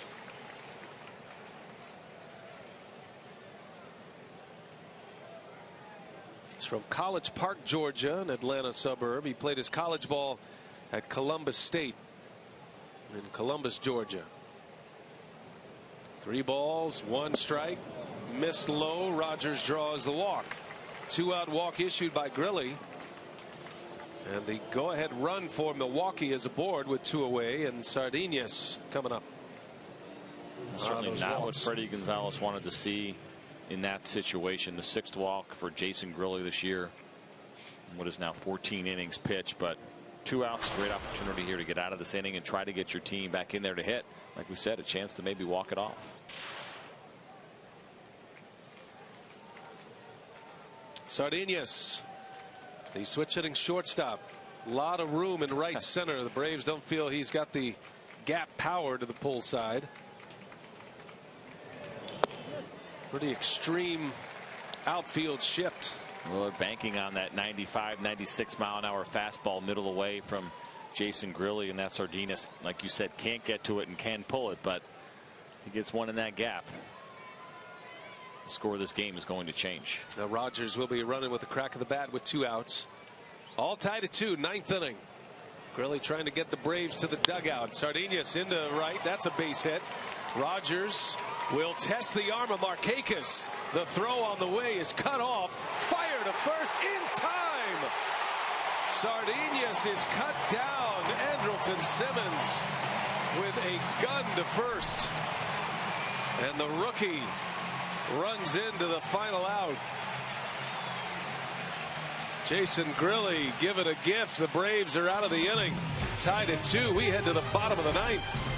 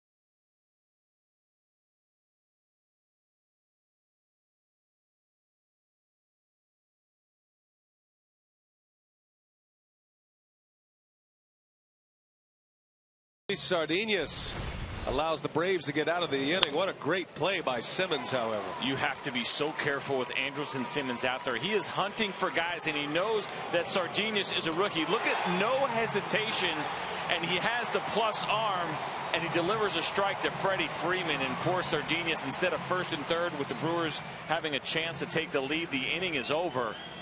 And the momentum shift now all to the Atlanta Braves. And you know, look at him. He's talking about hunting and setting him up, reeling him in. That's got to be fun for Anderson Simmons. He baited the hook. The way he caught that ball sold it more than anything else. I'm sure Sardinhas thought that throw was going through. He was going to take the extra base. Instead, Simmons playing a little possum out there. Gets his man. Here's Jonathan Broxton now facing Siriaco. Look at this play. Watch Simmons. Just how casual he is. And look at, I mean, the throw is perfect. And Freddie Gonzalez told me a couple of weeks ago that he is out there hunting guys defensively. He will pick his spots. He knows that a rookie hit that ball. He knows that he is a guy that is not expecting Anderson Simmons to throw that ball. And he just picked a perfect opportunity. And like you said, I mean, set the bait, hooked him, and reeled him in by the casual body language. Jonathan Broxton, another guy who would prefer you probably not look at his ERA, but the strikeouts are there, but he has struggled. The opponent batting average has been high. And it's been a little bit of a rough start here for Broxton early on in 2015. Facing Siriaco, pinch hitting, shows bunt. Broxton barehands it, fires it, and it is dug out by Lind. Wow. Heck of a play by Adam Lind with the runner coming in on him. A great play by Adam Lind. You'll see a lot of first basemen sometimes will alligator arm this ball. They get a little nervous about getting in there and making contact with the runner, but a good job by Broxton to barehand it. He rushed the throw, and Adam Lind hangs in there very well, and a good pick and a close play. Had Broxton crow-hopped or taken any time on a step on that throw, the runner would have been safe. Moving well for a big man, Jonathan Broxton. Was an all-star as a closer with the Dodgers. The Brewers acquired him last year from the Reds for the stretch run. Pitched well for him. There's been a different story this year. His fastball is back to his upper 90s velocity. He was pitching in the 92 to 94 range last year and really didn't throw the slider much.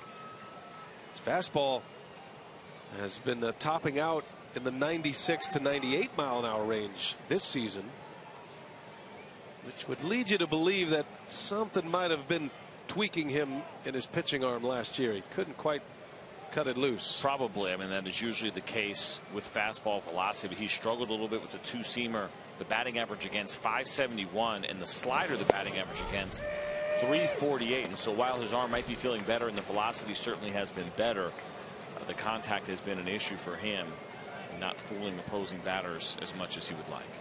Again, if you're dialing us up looking for UFC 187, the pre-fight show is on right now. Fox Sports Go online or Fox Sports 2.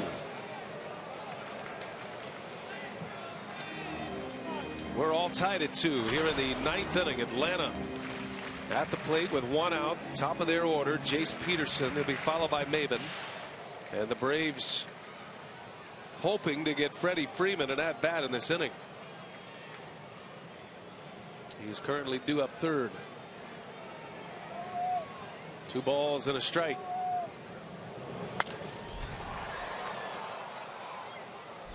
Peterson's numbers much improved. Got off to a very slow start. He does have a hit today. Since April 26th, he's hitting at a .305 clip. And all but 2 of his RBIs have come in that time. So the first 3 weeks, a little bit of a slow start. Won the job out of spring training. Coming to the Braves from the Padres.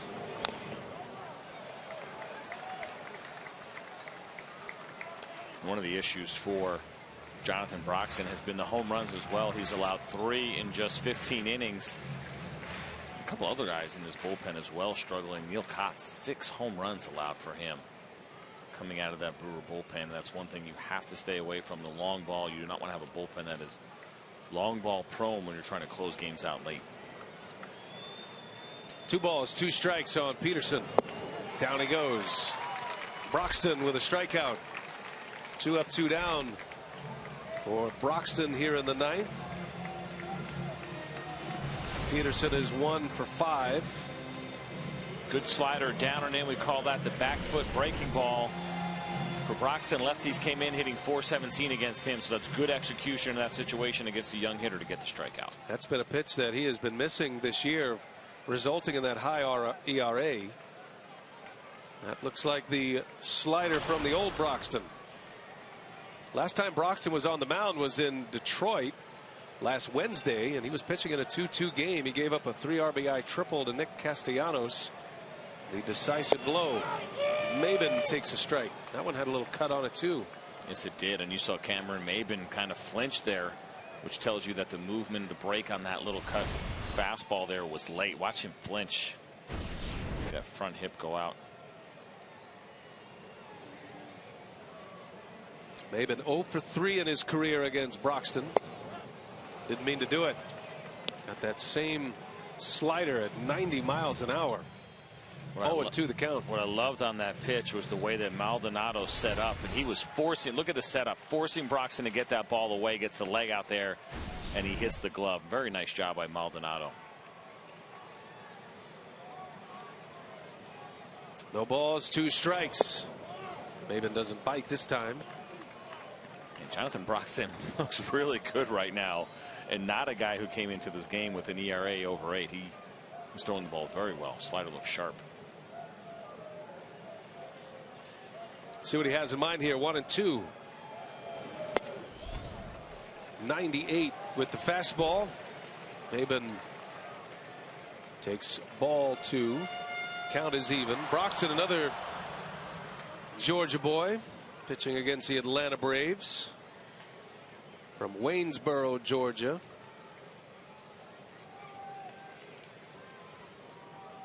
Trying to get this game to extra innings. 2-2 on the way. Maben lays off. Now it's 3-2. And this puts Cameron Maben in a golden spot with Freddie Freeman coming up next. That's the last guy Broxton wants to face. Maben should get one to hit here. Maben has flashed some power in this game. Had a deep fly ball out in the 4th to right field, and then had a double into right center. You sit fastball and you look for it and take a big hack if it's going to be a strike. Full count, 2 outs. Broxton deals it. Maben, big bouncing ball. Sardinhas fires to first, and it is in time. And Jonathan Broxton with a 1-2-3 inning. We head to the 10th. The Brewers will have the top of their order. Extra innings on Fox Sports 1 this afternoon.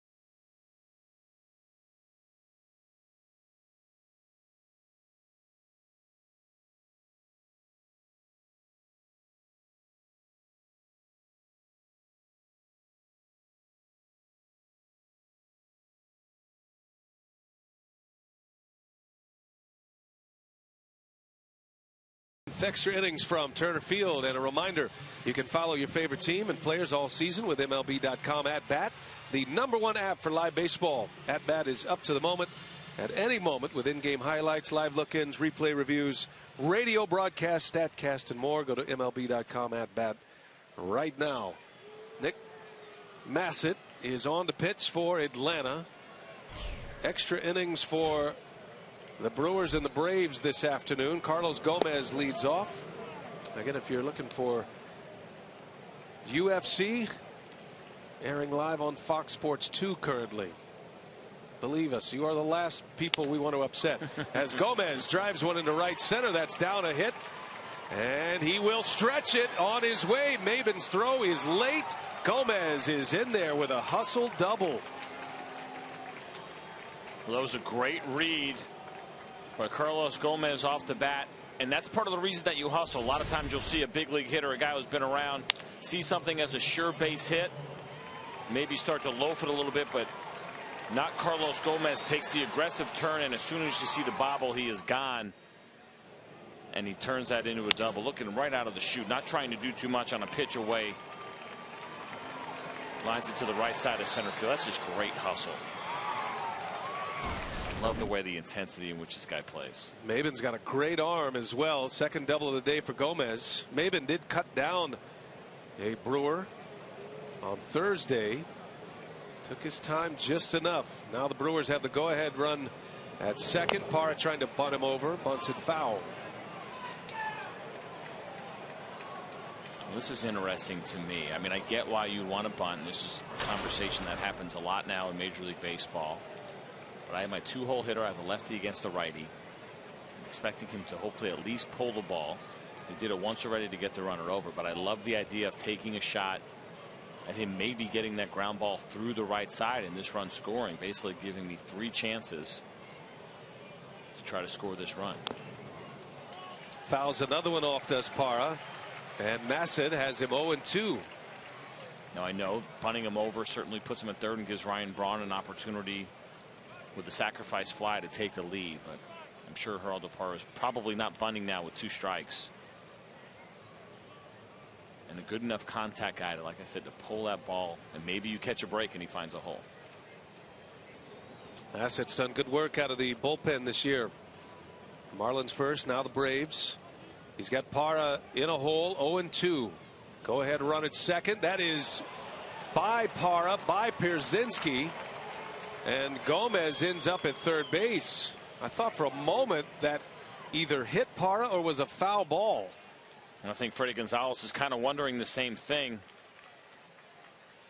But you don't see A.J. Pierzynski saying anything, so they'll probably check the replay.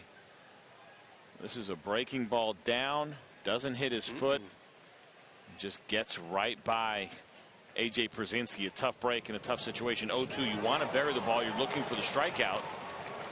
But at the same time, you cannot let that ball get past you in that situation. Tough block, though, for A.J. Wild pitch and a swing and a miss. Parra strikes out. Nick Massett coming up with a huge out when he needed a K. He gets one. We went with the same, almost the same exact breaking pitch. This one was just a little bit higher. And you see that swing from Parra. All he's trying to do again is to hit that ball to the right side. And the Braves not messing around with Ryan Braun. An intentional pass coming here. This is the right play. Freddie Gonzalez will give Massett a chance to get a double play to get out of the inning, but you eliminate one of the hottest hitters in the game right now. It's such an interesting way to go about it, but you're absolutely right. This is the play. You identify a hitter before each game starts. The guy that you are not going to let beat you. And Ryan Braun is certainly that guy for the Atlanta Braves.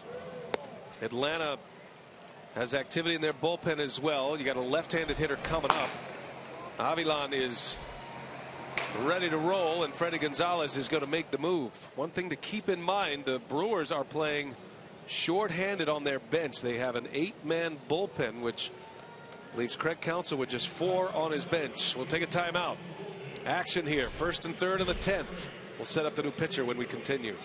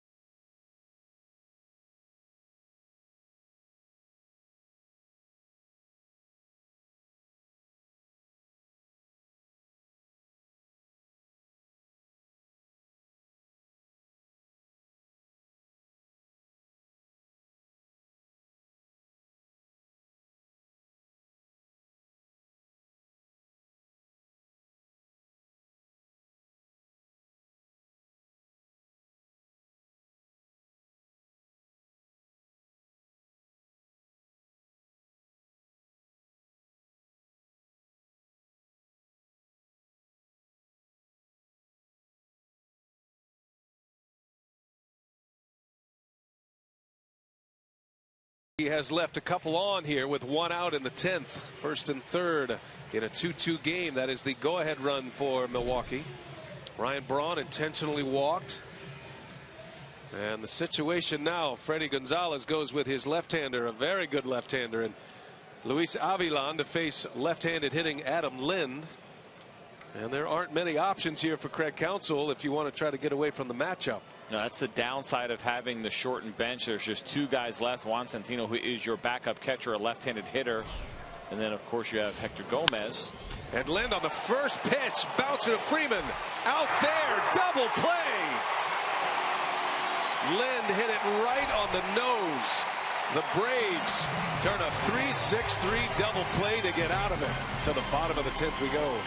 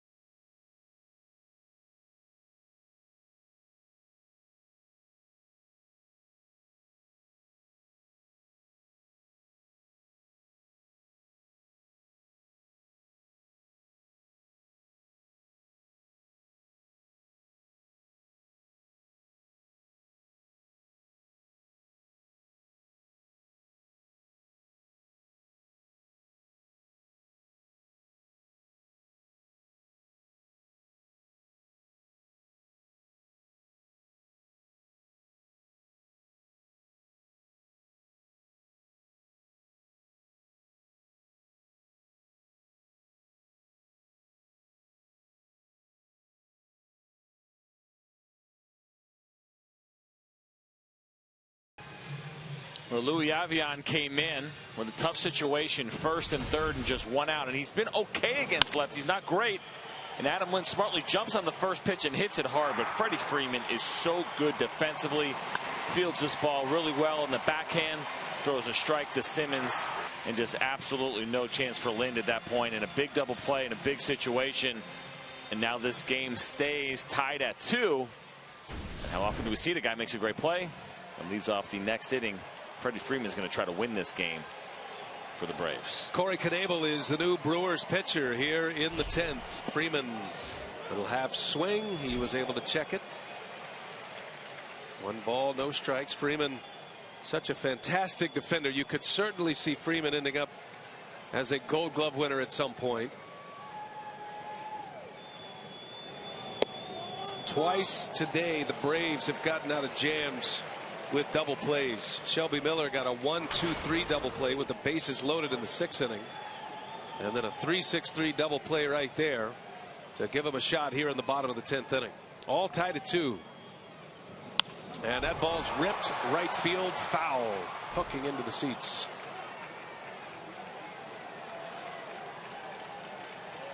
Again, UFC 187, the pre-fight show airing right now on Fox Sports 2.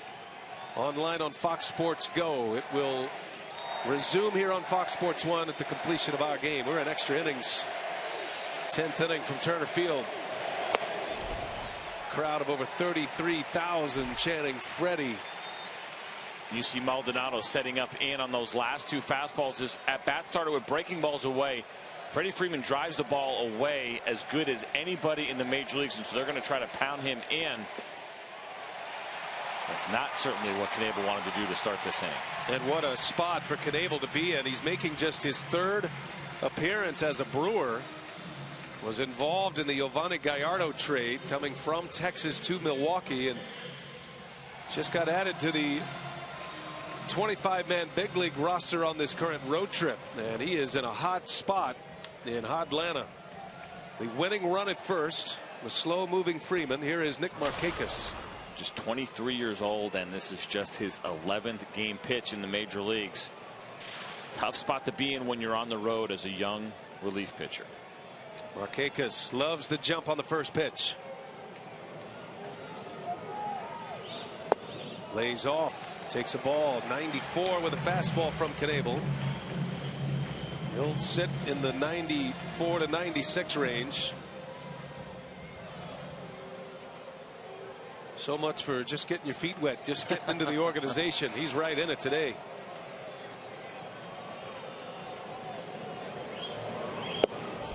Two and 0. Well, he's been great in his first couple appearances, 4 strikeouts, no walks. But now the pressure is on here. Big situation, and he's only thrown 1 strike now out of the 7 pitches that he has thrown. And at some point you're going to have to bring it in the zone, and you're going to have to do it through the middle of this Atlanta Braves lineup. He was the closer in AAA prior to his call-up. Was the closer at the University of Texas as well during his college days, playing for Augie Garrido in Austin. He's a native Texan from Georgetown, Texas. 39th overall pick just a couple of years ago in 2013. And you see relievers, pitchers that are closers in the major leagues, excuse me, in college, if they get drafted high, they're going to move along very quickly in a system. Less than a year to get him to the big leagues with the Tigers last year. Here's a 2-1. Markakis late. 2-2 the count now. Freeman was ready to run. It was a good looking fastball, 95 miles an hour, to give you an idea what that looks like to Nick Markakis. He's sitting fastball in that situation. 2-1, looking for one to drive, and he was still late on the Knebel heater down the middle. That's pretty much split the plate, maybe middle away a little bit. Still couldn't keep it fair. And it's all new for most of these Braves hitters with Knebel. Just a few of them had seen him maybe 1 at bat last year while pitching for the Tigers. 2-2. Markakis at the plate. And he's late again. Fouls it away. 2 balls, 2 strikes.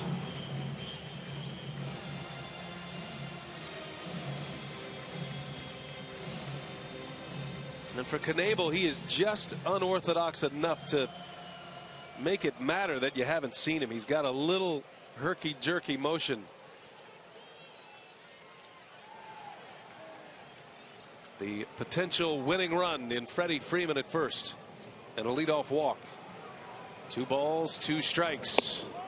Full count now. The other thing that he does too is he throws across his body just a little bit.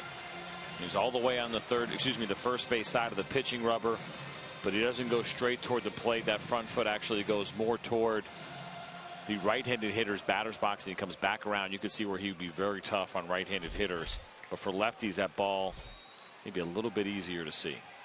Johnny Gomes on deck. Markakis in a full count. Freeman takes off, swing and a miss, throw to second is in time. A strike him out, throw him out, double play. What a pick and a throw by Martin Maldonado. That was impressive, and certainly not what Freddie Gonzalez was expecting. A swing and a miss in that situation. He's anticipating contact on the foul tip. Good job by Maldonado to hold on to it and not to be distracted at all and continue to come up and make a solid throw to Sardinas at second base. That's a good call. I thought the sound was the ground, but that was a foul tip into the mitt of Maldonado, which is a strikeout. Heck of a play. Strike him out, throw him out, double play. 2 outs, bases empty, and here is Johnny Gomes.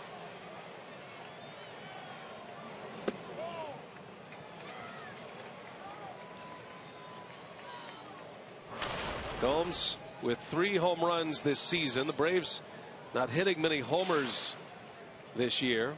Home run numbers significantly down, but he's certainly a guy who has the pop to do it as Knebel zips one in at 95, and it's 1-1. And when Knebel puts that fastball away to right-handed hitters, going back to what I was saying about his mechanics throwing across his body, you know that's a tough read for a guy like Johnny Gomes. And Gomes chases one this time. 1 ball, 2 strikes. It's interesting to see Knebel go to the windup here. You know, for me, if you know you're going to be a reliever, I like to see guys in the windup all the time. You're going to have to make your biggest pitches out of the stretch. I'd prefer that my relievers throw out of the stretch all the time. Here's a 1-2. Bounces a curveball. Actually had that conversation with John Smoltz. I play with him here in the bullpen, and I asked him about it recently because Trevor Rosenthal is going through the same thing. He used to go from the windup. He's now gone completely from the stretch, and he's having a lot of success. But Smoltz actually prefers, he says, if you have a windup, I'd like to see you use it. But for me, I want my relievers in the stretch all the time. You have to make your biggest pitches in that situation. Called strike 3. Corey Knebel endearing himself to Brewers fans. Takes it to the 11th inning.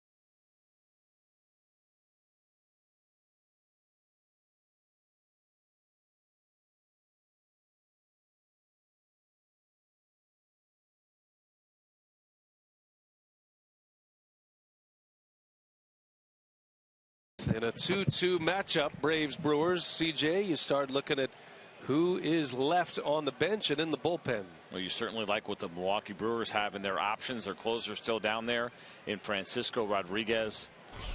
And for the Braves, that bullpen's starting to get a little bit thin. Avilan back on the mound. Got the huge double play with the Brewers threatening in the 10th. First and third, 1 out. A 3-6-3 double play on the first pitch to Adam Lynn.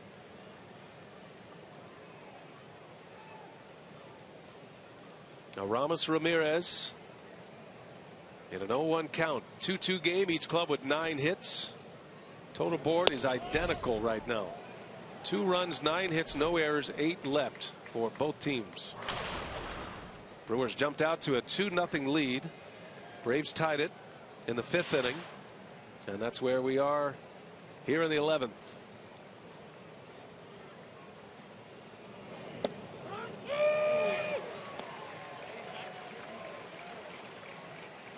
Ramirez certainly didn't like that call and might have a little bit of an argument. Let's check the replay here. He's trying to go away, missed in. Ugh. Yeah, I think that was probably a ball. Fox tracks had it in off the plate. 1-2 the count now to Ramirez. In the air to right. Markakis playing deep will ease in for the first out. Well, Atlanta playing in just their 2nd extra inning game. Freddy Gonzalez's team Not necessarily built for these extra inning games right now with his bullpen. He's got a couple of options down there still. Cahill, one of them, but he's pitched in the last 2 games. They have the left-hander Ian Thomas.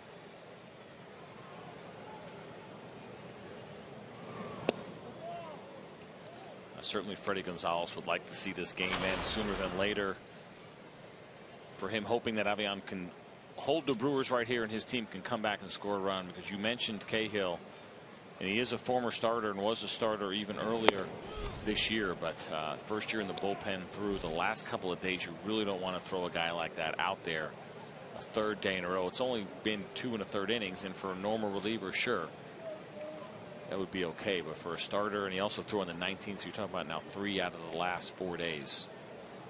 He probably should be off today. Elian Herrera, little pop up, stays in fair territory. Freddie Freeman for out number 2. Avilan has his first 2 men out. He's retired 3 straight. That is Brandon Kinsler loosening in the Milwaukee bullpen.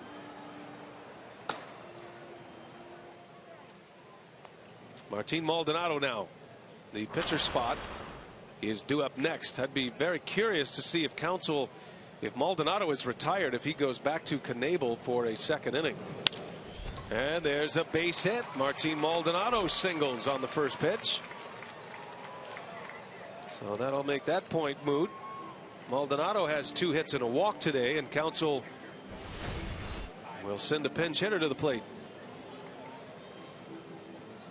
Well, they're going to take that opportunity, use a pinch hitter now. They have the relievers to go ahead and do that and not have to stretch guys out, where the Braves might be in a little bit of a tougher predicament trying to make that decision. But because of the 4 guys that are still available, Craig Counsell can go ahead and use a pinch hitter right here and try to win this game. Counsell with his bench coach, Jerry Narron, former Cincinnati manager. And I had him in Texas as well, Jerry Narron, as a manager back in 2002. Hector Gomez announced as the pinch hitter. Not surprising that he comes out swinging first pitch. He probably hasn't done it too many times in his career where he's been a pinch hitter, but they're always looking for a first pitch fastball. Like I said earlier, you don't want to get deep in the count.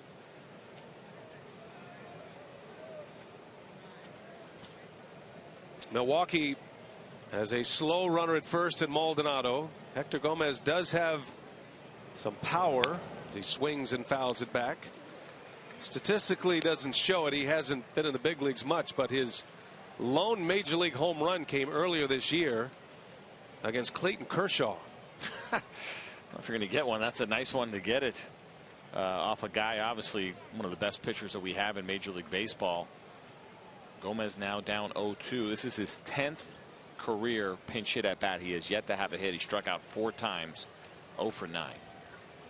Brewers have just 1 position player remaining.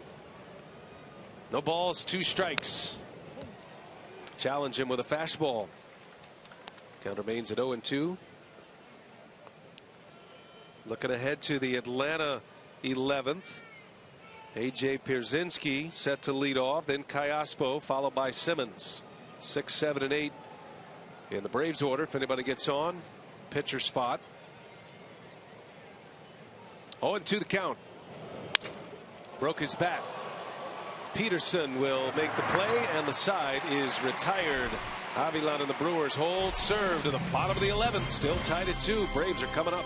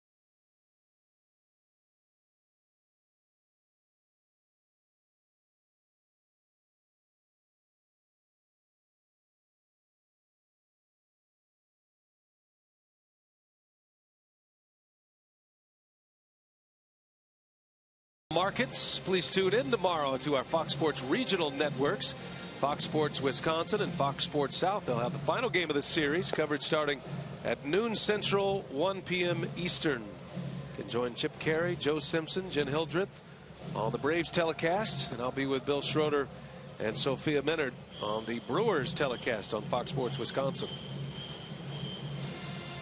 Brandon Kinsler is the next man up for Milwaukee as we go to the bottom of the 11th in a 2-2 game. It's just 5 games, but certainly Kinsler has struggled to see the high batting average against, and have a tough task here. AJ Pierzynski leading off, Kayaspo, and then Simmons. You see the walks, the 4 walks in the 5 innings is what would concern me right now from Craig Counsell. The Braves' only extra inning game before today came in Toronto. They lost that game in 10 innings. The Brewers have a win and a loss in extra innings this year. Most recently, a 3-2 win in 11 against the Cubs. Kinsler's been a big part of this bullpen the last couple of years. Has thrown the ball really well. 64 games in 2014, another 71 in 2013, and put up very good ERAs. He's not going to strike a lot of guys out. Contact guy. Keep the ball on the ground. And Pierzynski swinging at the first pitch, down the line, foul. Just missed it. That is Pierzynski's wheelhouse over there, especially when you get late in a game. Good opposite field hitter. He had a double to left center in the 2nd inning. Was hit by an 0-2 pitch in the 4th inning. It's 1 for 3 today. He's been getting the call when Shelby Miller is on the mound. Miller kept his streak alive, his 9th consecutive start to begin the year, giving up 2 runs or fewer. He went 6 today. Didn't have his A game, but he hung in there long enough. Big bouncing ball. Sardinez has time, and Pierzynski is retired. One away for Brandon Kinsler.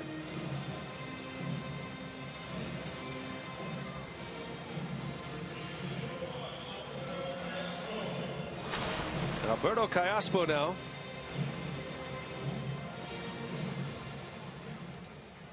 Braves and Brewers fans will be happy to know that we're getting a steady stream of text messages from the broadcasters who aren't working today about all of their fun evening in Atlanta. Joe Simpson checking in with, I believe, a plate of prawns right now. And Bill Schroeder having a good time at the pub. So we appreciate you guys watching along with the rest of our audience. Also a steady stream of some upset UFC fans Yes. as well on Twitter, not too happy with what's going on. Right. Say, how come you guys just don't leave the game? Because people want to watch it. People want to know what's going to happen. It's been a great baseball game. It really has. And you can blame Brian Woodrum and Mark Vittorio for the programming decision here today. Producer and director. 2 balls and a strike. Kayaspo takes one down and away. Good movement on that fastball from Kinsler. He wanted that pitch, but just finished off the plate. When you have the good 2-seam fastball with that kind of movement, ideally you feel comfortable even throwing it down the middle behind in the count in a fastball count, knowing it's difficult to get that ball in the air. Kayaspo draws the walk. So again, the Braves put the potential winning run on. They had Freeman on last inning to start the inning, but a strike him out, throw him out double play with Markakis at the plate. Snuffed that rally.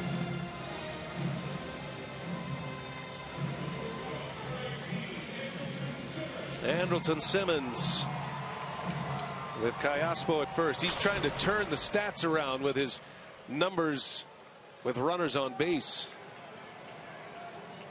Batting average about 150 points lower with men on. He's 0 for 4 today. Taking a hack at the first pitch. Wow. He was ready to let the dogs out on that one, trying to end it with one swing. And for Andrelton Simmons, that swing does not change throughout the at bat. He is not a guy that shortens up with 2 strikes, but he tried to hit that one to Marietta, Georgia. And really for the Braves, they would just take a gapper right here.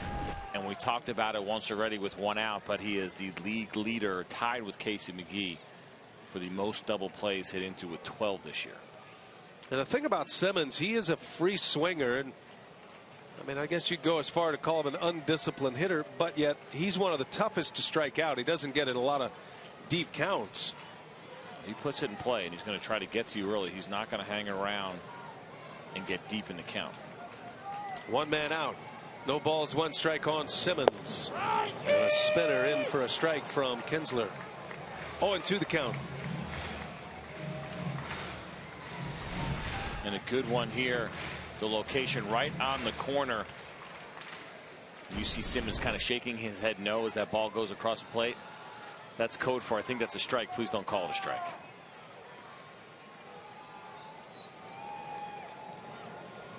Nothing in 2. Goes back to the slider. Simmons doesn't bite this time. Good block back there by Martin Maldonado. Keeps a double play in order for Milwaukee. Maldonado is an excellent defensive catcher. We've seen his throwing arm today already. He has caught 2 Braves attempting steals. They got Peterson in the first and then cut down Freddie Freeman in the 10th inning. 1-2. Winning run at first. Simmons chops it foul. I'm talking about why he is so difficult to strike out. He is tied with Brandon Phillips for the least amount of pitches seen per plate appearance, just 3.1 every time he comes to the plate. So this is a big deal for him now to be, what, 4 pitches into this at bat above his average. Tough to strike out when you're not around long, right? Exactly. When Kinsler's right, he gets a lot of ground balls. Brewers are hoping he gets one here. The 1-2 pitch and a shot. That is, oh, it hits the umpire. It's fair. He hits the umpire. That works against Atlanta. Wow. They had a chance to maybe score on that play. You knew it was fair and going to be down into the corner. Now, if Callaspo can score or not, we don't know, but Chad Fairchild wears this one. And he tried to get out of the way. Does a nice job of still calling that ball fair. And that's the second time we saw it. I believe, was it yesterday that Brandon Belt hit a ground ball that hit an umpire on the infield. And certainly Braves fans are frustrated because that might have been the end of the game. Nothing you can do about it. And for the Brewers, be happy that you caught a break, because this game very well could have been over. Huge break. You saw the chalk fly. I give Chad Fairchild a lot of credit. That had to hurt, but he made a call right away. Everybody was wondering, fair or foul. Now the Braves have it set up. First and second, 1 out. 2-2 game in the 11th inning. The batter is Eric Young Jr. Pinch hitting here in the 11th. And he takes a ball.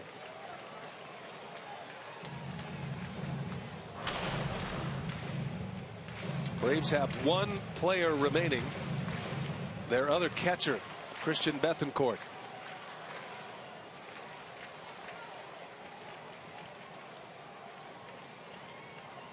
Two on, 1 out. The only one that counts at second. Back up the middle. Kinsler thought about it. Will take the sure out. If he comes up with it cleanly, got a chance to get it out at second. Would have been tough to turn Eric Young Jr. But he does get the second out at first. Runners advance to second and third. Well, he makes the right decision on this play, because once he doesn't field it cleanly, maybe he has that play, but what you don't want him to do is rush that throw and throw the ball into the outfield, because that would be game over. Take you out at that point, and with 2 outs, you still have a chance to get out of this inning. Much smarter play right there. A lot of pitchers sometimes will try to do too much and make too much happen and force that throw.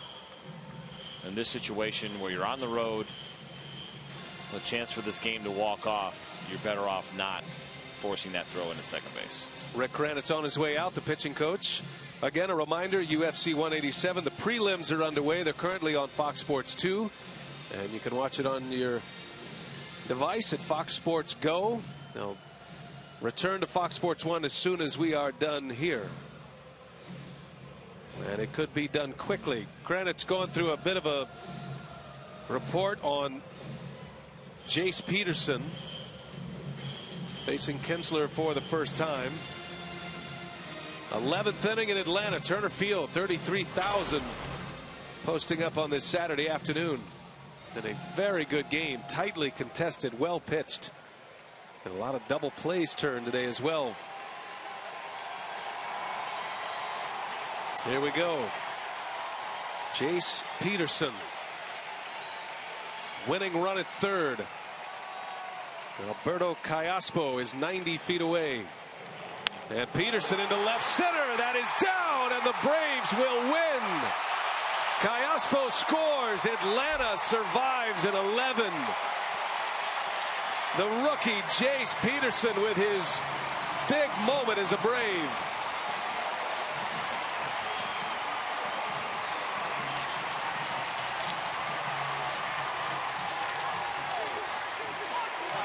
What a nice moment for the rookie Jace Peterson, and a really good at-bat coming out right away.